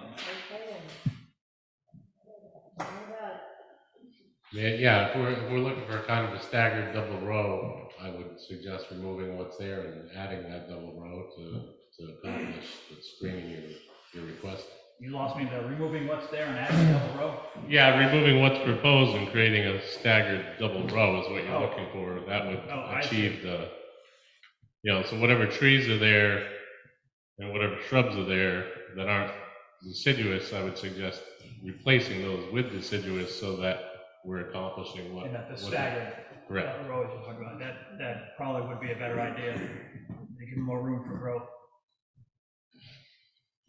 What's the rest of the board think about that? Yes? Sure. Yes? Steve? I have a problem with removing the, what's the name of it before? Victoria, the maple. No, it's a shrubbery. Forsythia? Forsythia. And, I think that at least in the springtime, it provides a nice cover. And when spaced properly, they can grow and create a nice fencing. but in winter, they have no leaves. The intent is screening here. I mean, the intent is not for pretty, like, normally it might be for, beautification in the springtime and something like that. The intent here, or the suggestion here anyways, is to screen that entire storage yard. And the only thing that's gonna do it year round, we're talking about, only thing that'll do it is evergreen, like arborvitae. So that's why, yeah, I do too. Michael, you agree with what? Not with Steve, never with Steve. No, I agree with the double screening, I think that's good. Remove that, remove the existing row and put a double screening of the arborvitaes and just arborvitaes then, not the spruce I we're think talking the about? mix is good, the arborvitae is a guaranteed green wall. Yeah. Spruce adds, as you know, spruce adds texture, it looks nice, so. You can stagger it up, Yeah. create some Maybe different dealer's choice then. elements. Okay. So it's not a straight screen of arborvitae. Yeah. So, He's the professional. yes. You think that staggering part of it Yes. fits the Yes, bill? I think he knows how to make it so that we can't see it. Jane? I agree. Richard? Okay. So, one other thing, where are we doing it? Are we doing it from, Victoria suggested to do it from, as you can see, the corner of this building here, I don't know if you can see that, and all the way down through there. Or the other thing is to do it right from the beginning of the storage area, which is this dotted line, and all the way to there. I think it makes sense to do it right from the beginning of the storage area rather than that, just that little dinky area and then carry it down to there myself, but that's just my opinion. And then leave some of the other nicer trees, like he has it right there. Yeah. Actually has arborvitae's right there. So actually he already has arborvitae's over there. Yeah. I would think. There's one there? No, it isn't. The sugar maple is there. So, what would it be? Seriously, that there would be storage or anything for the left-hand side of that drive. No, that's a turning area for the tractor trailer. Mix it from the eastern side of the driveway. It's right Yeah, there. at the beginning of the storage yard. Right there, all the way here to there. The regulations is storage and loading area, which means we need to include It that. does, but they also say it's the discretion of the planning board. That's what we're doing here. Yeah, Trying to discretion. Be discreet, no. We're deciding where it should go. So it's reasonable to put it from, I don't know, I guess you said from that corner of the driveway around from there to there. What we could do, again, would be to get some up in here, which then would minimize the view that way and just kind of leave those there, because again, the loading is mostly gonna happen, early morning hours before anything, and it's much further away. So I would suggest that we add some additional here to kind of block this as you're coming through to that area, because this in itself isn't really loading, it's a bay door. So we can leave those, maybe throw in one or two there, but add a couple more here to break that up. I just don't want to get too close to the propane tanks. And where are they? Right here. Right in front there? Oh, okay. Yep. We're also obviously trying to deal with snow storage and having availability for that too. Okay. So, that sounds like a solution, doesn't it? Yep. It does, okay. So I'm gonna repeat it so that I can report it. So what it's gonna be is that there are gonna be arborvitaes and the spruce stagger road, I think you would call it, in stagger row from the east side of the driveway all the way in front of the storage area and around the corner of that corner, which is again the east corner, and ending where the grasses are. And they're gonna be replacing the trees that are shown in there now. And shrubs. And shrubs, yep, and shrubs. Okay, And then he's gonna add a few, to, right at the beginning of the driveway too, yes, yes. and then he said a couple more on the other side of the driveway too. Yes. The west side. Yeah, we could add 2 additional spruce or something in that area, if that's. Yeah, you mentioned the propane tanks being there. Yep. As long as we spread them out. If you can fit them in, yeah, okay. A couple of spruce on the westerly side of that driveway then as well. And those aren't replacing any vegetation. The ones that are shown are gonna stay there, and these are gonna be in addition to it. Correct. Correct, okay. All right, I think that's straight now.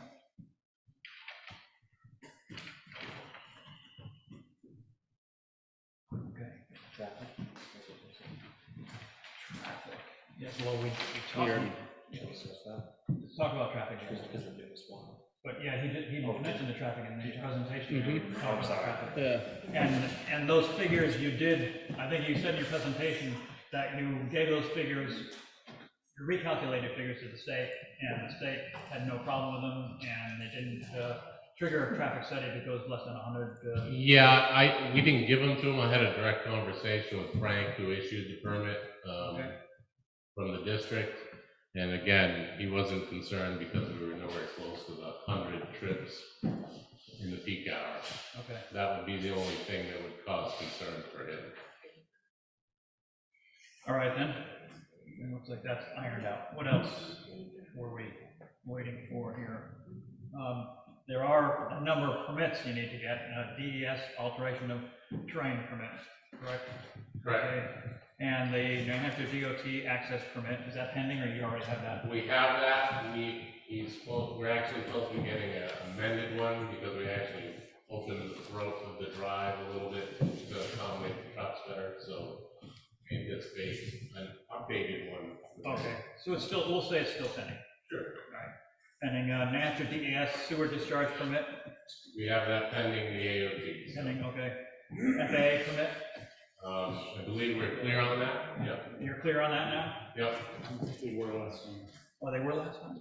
Oh, okay. It didn't look, the letter that I saw, it didn't look like it was clear on it at all, but I guess you resolved that, okay. We're locked in for height. You are locked in for height. DES public water system permit? We do not meet the threshold of 25 bucks, so it would be a normal well. All right, so we won't be doing that one. Let's see, EPA construction general permit? That'll happen at the time of construction.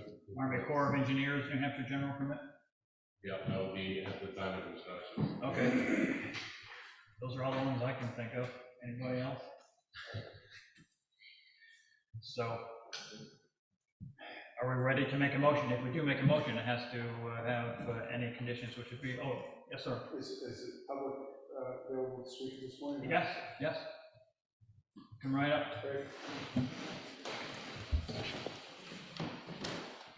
This on, check. It's not on. Not on.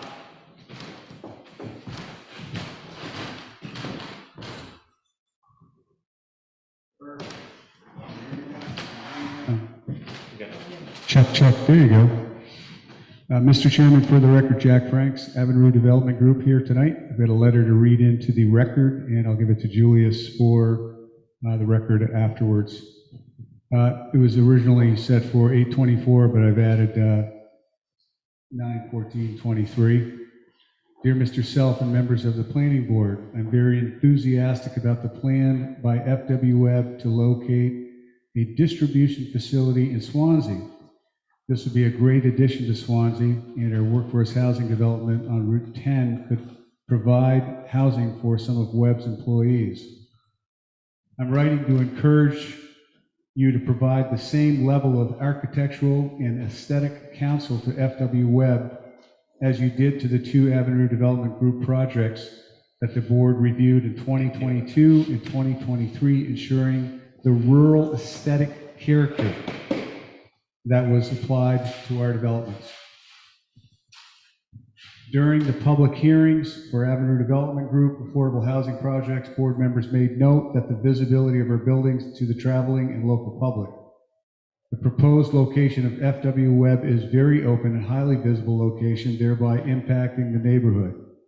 As I reviewed the elevations provided in the packet, it became apparent that the proposed building has a roof line with a very minimal and almost imperceptible pitch, with no architectural elements along the exterior of the building that would make the building pleasing to the eye and to the viewer. I encourage and request that the board provide the same review standard and the same design requirements that were provided and imposed to the 2 Avenue Development Group affordable housing projects. All of these are considered commercial buildings, and the same requirements imposed on us should apply to every commercial building in Swanzey. As an example, the schools are no closer to the applicant's proposed location than the Homestead Mill is to the Swansea West Workforce Housing Development Project. There are no other buildings with a minimally pitched roof closer to the proposed location than the buildings with a flat roof, more nanotech powers, generator, etc., prior to the Plainview Senior Housing Project that was recently approved. If the board does not provide similar counsel to FW Webb and require the same from them and any other commercial building development in Swansea as it did our 2 developments, it will further support the contention that Avenue Development Group's affordable housing developments were treated in a discriminatory manner and singled out because of the type of housing being provided. Respectfully submitted, Jack Franks, President and CEO of Avenue Development Group. Thank you, Mr. Franks. You got it. Anyone have any comments for Mr. Franks? Any questions on his letter? It is self-explanatory. Okay. Having heard that letter, does anyone want to address the roof structure on this particular building or any other one in Swansea?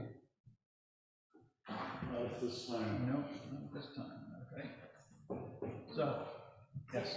I do still have a question about the storage yard. How, is there going to be a limit to how high the stored materials will be in that yard? Good question. I don't think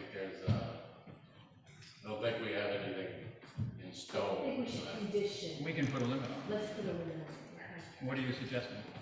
It should not exceed the height of the fence, which is 8 feet, right? Let's see, let me take a look at your pictures here.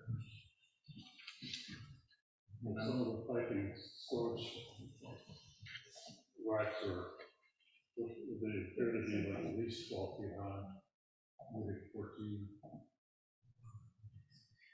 I don't think we should limit it to 8 feet. That's kind of short for storage. 12 feet, how about, I don't know, I'm thinking maybe 10 feet in that area there. What's the rest of the board think? If we put a limit on it at all. What? Can I ask a question of the representative? Oh, go right ahead. The current racking that you have in the key storage area, what is the vertical per tier? Do you know that off the top of your head? For the record, Jamie Anderson from Jamie's Construction. As far as what's at Keene right now, I'm not exactly familiar with the height of the racking, but typically what Webb would also have is some outside cantilever pipe rack, which would generally be up near the proximity of the building.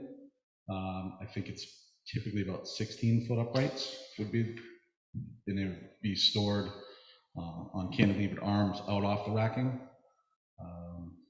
I guess my question for you guys is there a bylaw on the height allowance of storage if it's not screened? No. Okay. The planning board can still stipulate. Understood. Yep. But getting back to that, what is the standard rack height? You're talking about the cantilevered pipe racks? Yeah, so the uprights would be either 16 or 18 feet. 16 to 18 feet high? Yeah. Pretty high. That makes all the landscaping. Until it grows up, but you know, just haven't put that landscaping there so it'll hide that type of stuff. And we probably shouldn't limit them to 8 feet if we're gonna expect those bushes to grow 20 feet. Yeah, we just said some of the trees were 20 to 30 feet, so. Not right too, but I don't think your rack's gonna be that high. No, that'd be quite the So, forklift. should we, you know, seeing as how we had them do that, should we limit their rack storage to what, the 16 feet? You're talking about standard 16 feet, Yeah. 16-foot standard. I'd like to see it shorter than that. 12 feet, just a second, 12 feet you're talking about, maybe? Well, it's hard to judge if it appears like there's 3 different, actually there isn't. It looks like it's a standard racking system. And I don't know if it's a 3-foot vertical between cross members. Can you address that? Can I take this photo? I don't have a copy. I apologize. He's looking at that. Stefan, what did you have for a question? So the double boundary of floor that surrounds the site, that's going up towards the road, right? It's gonna be against the building, it's going to be right there. Or not building, rather, against the storage area there, it's gonna be right there. So this takes into consideration that everything is also like a 3-foot depression? That everything what? Is that like a 3-foot depression, if I understood that correctly?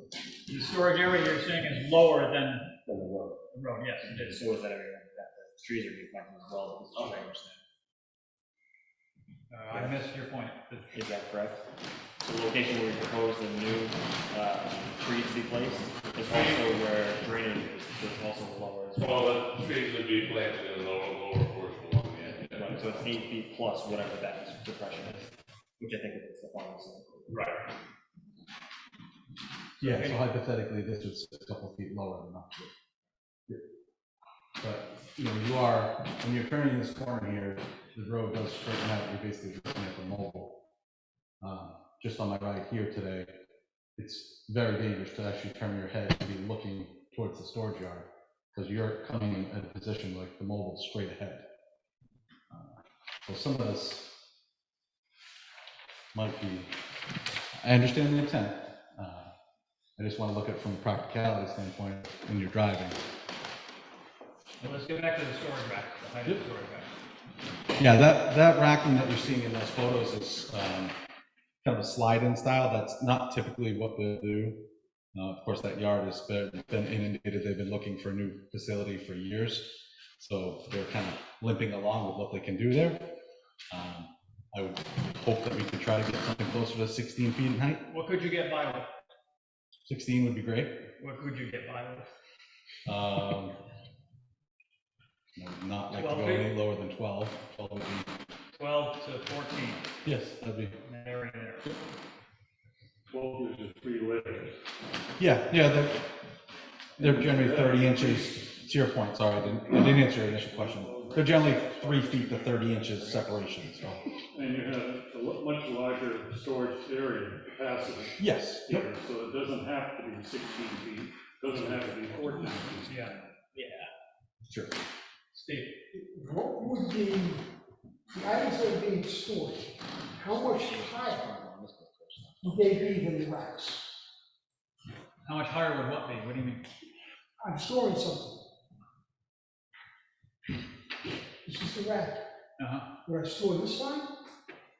Or, the rack would be the maximum height of what I'm storing? So your question is, I think what I understand is if it's a 16-foot rack, are you stacking to the full height and potential? Is that what you're? Just a way of example. I don't know what the height of this fence is. But it's a 1.5 higher than the fence. If that's the top of the storage rack, how much higher would you be storing? I'd probably say that's a 6-foot fence, and I don't think that they're going to be stacking tanks that high. That's probably a little Just out use of the that as norm. an example To clarify what I'm saying. So if the limit was, hypothetically, if the limit was 14 feet, then the upright of the post would be 14 feet, so that the highest arm would be roughly 12 feet, so that it could store 2 feet higher than that 12-foot arm. Well, So- why don't you see if you can get by with the 14 foot? You said if it's 14 feet, that's the top of the post, rack could be a bit lower. Yep. And if you can't get by, you can always come back to the planning board and say, well, look, this isn't working, what can you do? Understood. And maybe we'll say nothing, or we'll work with you, one or the other. Very fair. All right, so Yep. let's Very say fair. 14 feet. May I put a footnote, can you lay out the schematic as to how you would be storing, or what you would be storing the rack? What I'm getting at is, show us where the racks are going to go in that particular storage area, so that we can get a better handle on what you actually need. Generally, we would put some of that racking over here behind the building, so it'd be up against the building. I know that this gray mat drops fairly significantly right here, so we're probably not going to utilize that space. But it would be outside this 150-foot line, and there'd be maybe a line here, and kind of a double side, so the forklift would go in, load it, and then back out, load the truck, type deal. So it'd be towards the back of the yard. They probably wouldn't do it in the front. Oh, it wouldn't all be racks then, is what you're saying? Not at all, no.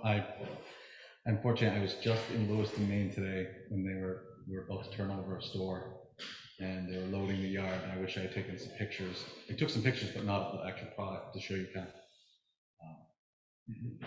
So are you saying that part of the storage area is going to be on the back side of the mezzanine warehouse to the, I guess it's to the north of the parking area, the parking aisles that are shown there? That's what he said. I mean, we haven't fully done the yard layout yet, but normally it would be on pads in the back of the building, so that aesthetically it's. Okay, I didn't understand that was, I thought that this whole warehouse section would have, all the materials would be stored under cover on the building side, and the storage yard would be where things were stored outside.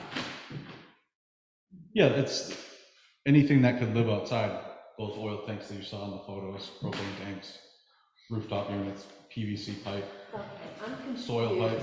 I'm confused, okay, because we delineated on the plan that this is the area that's to be the outdoor storage area. Yes. Right, and this is to be the area that's the loading area. Truck, So you're saying truck. that this is also going to be outdoor storage area? Well, what I had said is, generally, we would put a concrete pad here with the racking behind it, but in this case, this area is, the grade change is significant enough that you would be too left to right to load anything onto that. Okay, so you're not going to use that as an outdoor storage area, is that what you're saying?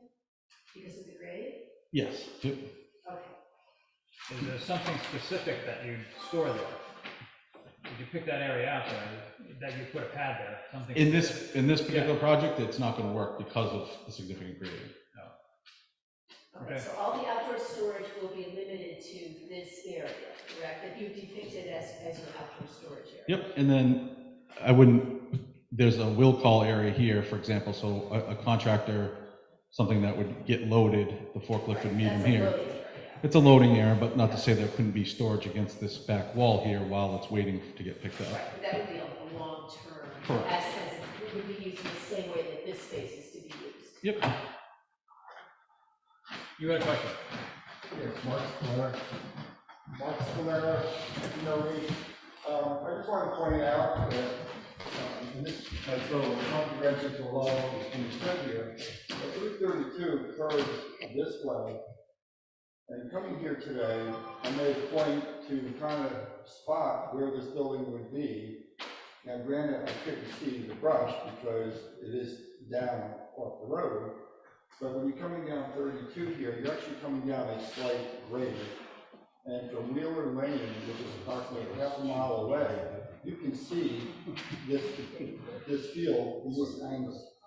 Through the airport fence, I mean, you're looking through the No, airport. you're not even looking through the fence. No? Because you're looking. Are you looking above the fence? Adjacent to the fence or over the fence. I can't, the fence was not in my view. I saw the fence over here, and that helped me spot this location from that half a mile away.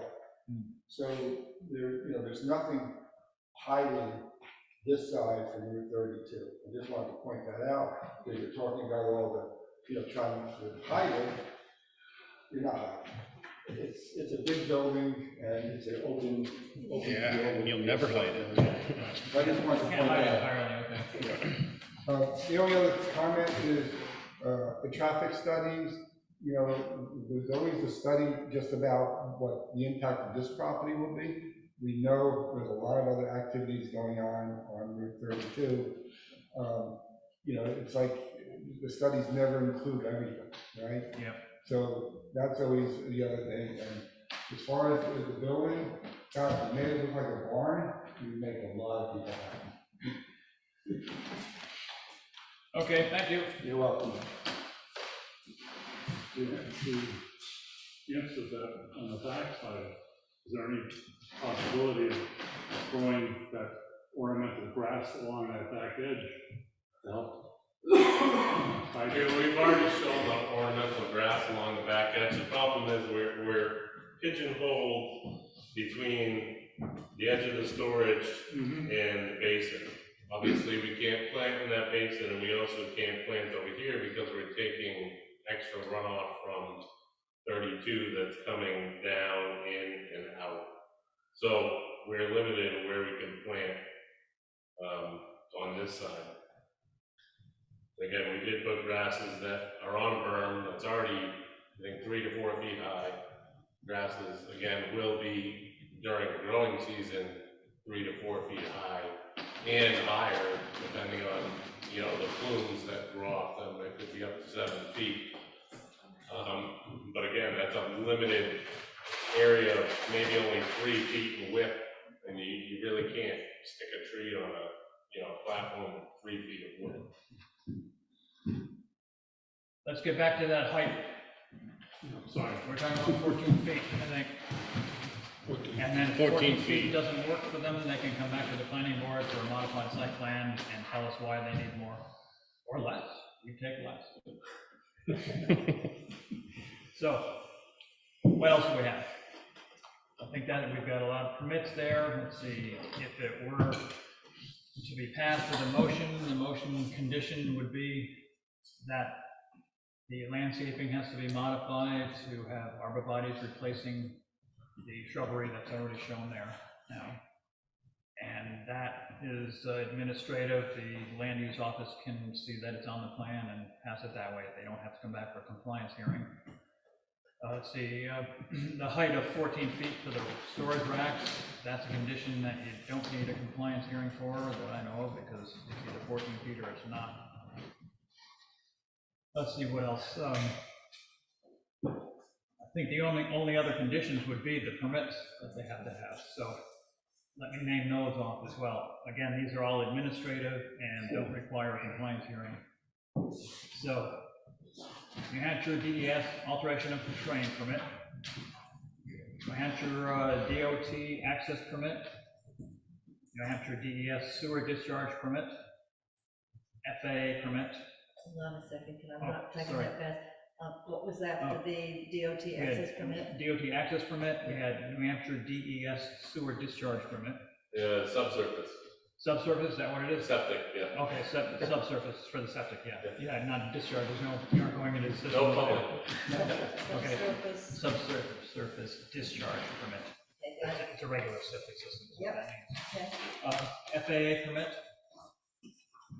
EPA construction general permit. And Army Corps of Engineers general permit.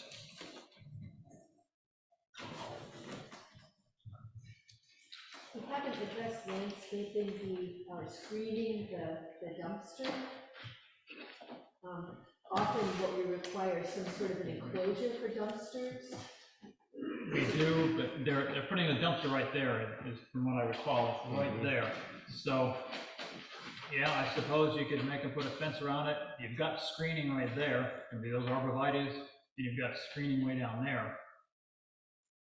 They gotta be able to come in, you could put a fence on either side, but they gotta be able to come in with a truck and pick that thing up, so you're always gonna see it probably from the front anyway. It can be gated. Pardon me? It can be gated across the front and just open. It could be, but, I mean, We always ask people to enclose the dumpsters. so you wanna have them put an enclosure around the dumpster back there. Okay, that can be added into conditions then, an enclosure, that'd be a fence, the enclosure of fence we're talking about here, 6-foot fence we're talking about here. Well, to cover the height of the dumpster, however high the dumpster is. Yeah, I don't think it'd be over Most 6 feet. about Yeah. 6 feet. And so, and gated, so meaning that'd be a gate in the front there, okay, so that's another condition. Would it be agreeable to make that a green? I mean, I know it seems a little. I would silly imagine in a way. they'd make it any color you want it, I would suppose at this point. Your dumpsters are probably green or black, right? Yeah. Could we make him put a pitched roof on it so it fits in? Yeah, we'll get into that later. I say board Yeah. I'm just saying, it's steel. Oh, no, we're talking about a fence around this, we don't care what color the dumpster is, right? It's gonna No, have a no, fence around what it. I'm saying is that, you know, a steel colored fence around there doesn't, you know, make it somewhat attractive by putting a color on it. Yep. Hot pig. Okay. I'm not trying to be absurd. Green sliding fence. Whatever. Most of my see around town are green. Yeah. So I think that's good enough. So we'll say green, to nail it down. Okay, Sure. Green. Okay. What else? Anything else? Make a motion that we accept it, the conditions so specified. Okay, a motion by Richard Lane to approve the site plan with the conditions that were noted. Is there a second? I'll second. Seconded by Brandon Self. Is there any further discussion? Would you like me to read the conditions once again to be sure we've got it right? Yes, you read those conditions, Okay, just what to I make have sure. is there, condition that storage be limited to 14 feet in height, open storage, right? Yep. I should say that. Mhm. Landscaping modified with arborvitae, replacing plantings as stated above, referring to the discussion that we had. Administrative permits to be achieved, New Hampshire DES AOT, DOT access permit, New Hampshire DES subsurface discharge permit, FAA permit, UPA, is that correct? EPA. EPA construction general permit, Army Corps of Engineering general permit, 6-foot high fence enclosure for the dumpster in green. Yeah, I don't think we'll need the Army Corps, and it's just typically EPA, NIPSE's general permit. Okay, that's included in that? Yeah, Yeah. the last one I think that was mentioned is not necessary. The Army Corps of Engineers, Yeah, the general no, permit, Army Corps. because, yeah, the EPA has a regular general permit anyways, construction Yeah. general So I should permit. take that out? So, yeah, let's take that one out of there, because that's just Army Corps of redundant. Engineering, It's okay. redundant, yep. Okay. Okay, those are the conditions. You made the motion, you seconding the motion. Is there any further discussion? And all those in favor indicate by saying aye. Aye. All those opposed? And it's done. So all those changes and to the plan have to be made. You can bring them into the land use office. They'll verify that they're there, and that will be that. You don't have a compliance or anything. Thank you very much for your time, appreciate it. Thank you.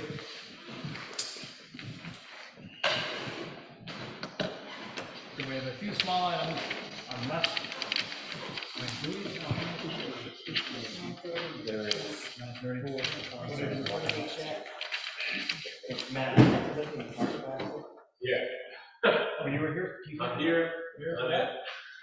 Let's just take a market basket on. We can forget about the, I think we have zoning and stuff on there. Yeah. So the next item up would be market basket landscaping around that paved parking area that they're gonna put in back there. Am I correct? That's what it's gonna be. And that area back there is existing, and you're paving Yeah, just That- this that's portion what there, it's yeah. right It's currently all gravel. And that landscaping there, yeah, that part of it is already there, correct? What's that? The landscaping by the building. This stuff here, yes. No, I mean, right, I think, right Oh, there. yes, it's all yes. there, yeah, right there, yeah, right there. So this is what you're proposing right here? Yeah.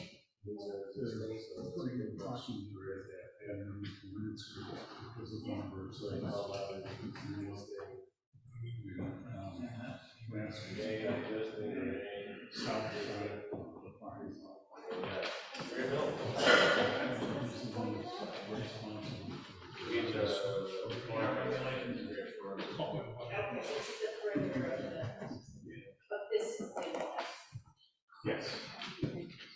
So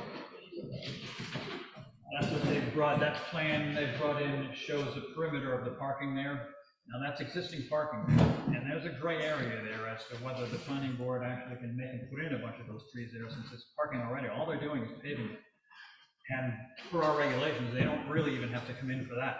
It's just paving an existing parking area. And it has landscaping there. So I would suggest that it's up to them, yeah, if they want to put that, make it to whatever's gotta be there, like he's got it all shown on the, some of them are there, some of them are not there, that's fine, but I don't know if the planning board can hold them to that. I would agree, just for the fact that it's already there. Yep. Already a parking lot, and all they're doing is paving it. Okay, so, go ahead. How many parking spaces are there going to be for the unit? None, well, the It's parking already spaces there. that are there, all they're doing is paving it. It's a parking area that's there. Well, it's not delineated. Correct, It is? not in the gravel currently, no. No. But it was all previously approved, originally, that's why it's gravel, to kind of hold that spot. And now it's gonna be pavement, which doesn't change anything for the impervious surface, because they're both considered the same. So it doesn't change any drainage over there, that's fine. So, see the plan? What do you think? As shown. It's fine with me as shown. Great. So, then we need a motion. Do you have anything to say about it? I don't, Nothing at all? we're here for your pleasure. Okay, and we appreciate you coming in for that too. So what, for the motion that we approve it, The or? motion is to approve the landscaping plan as presented. So, I'll second. Motion by Michael York to approve the landscaping plan for Market Basket as presented, that's second by Brandon Self. Is there any further discussion? All those in favor indicate by saying aye. Aye. All those opposed? Okay, Thank you, have a good evening. You too.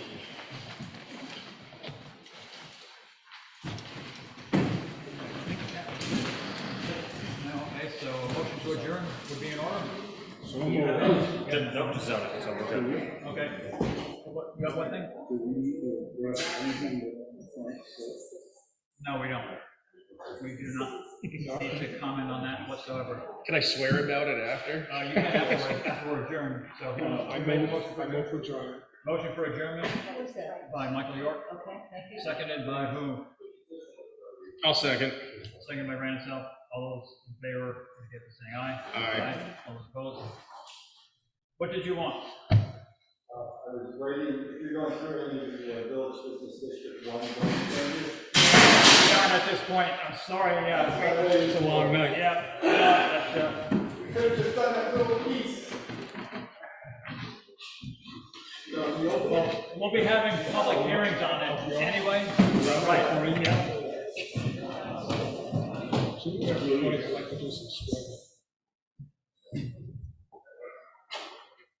We're going to be seeing some sort of.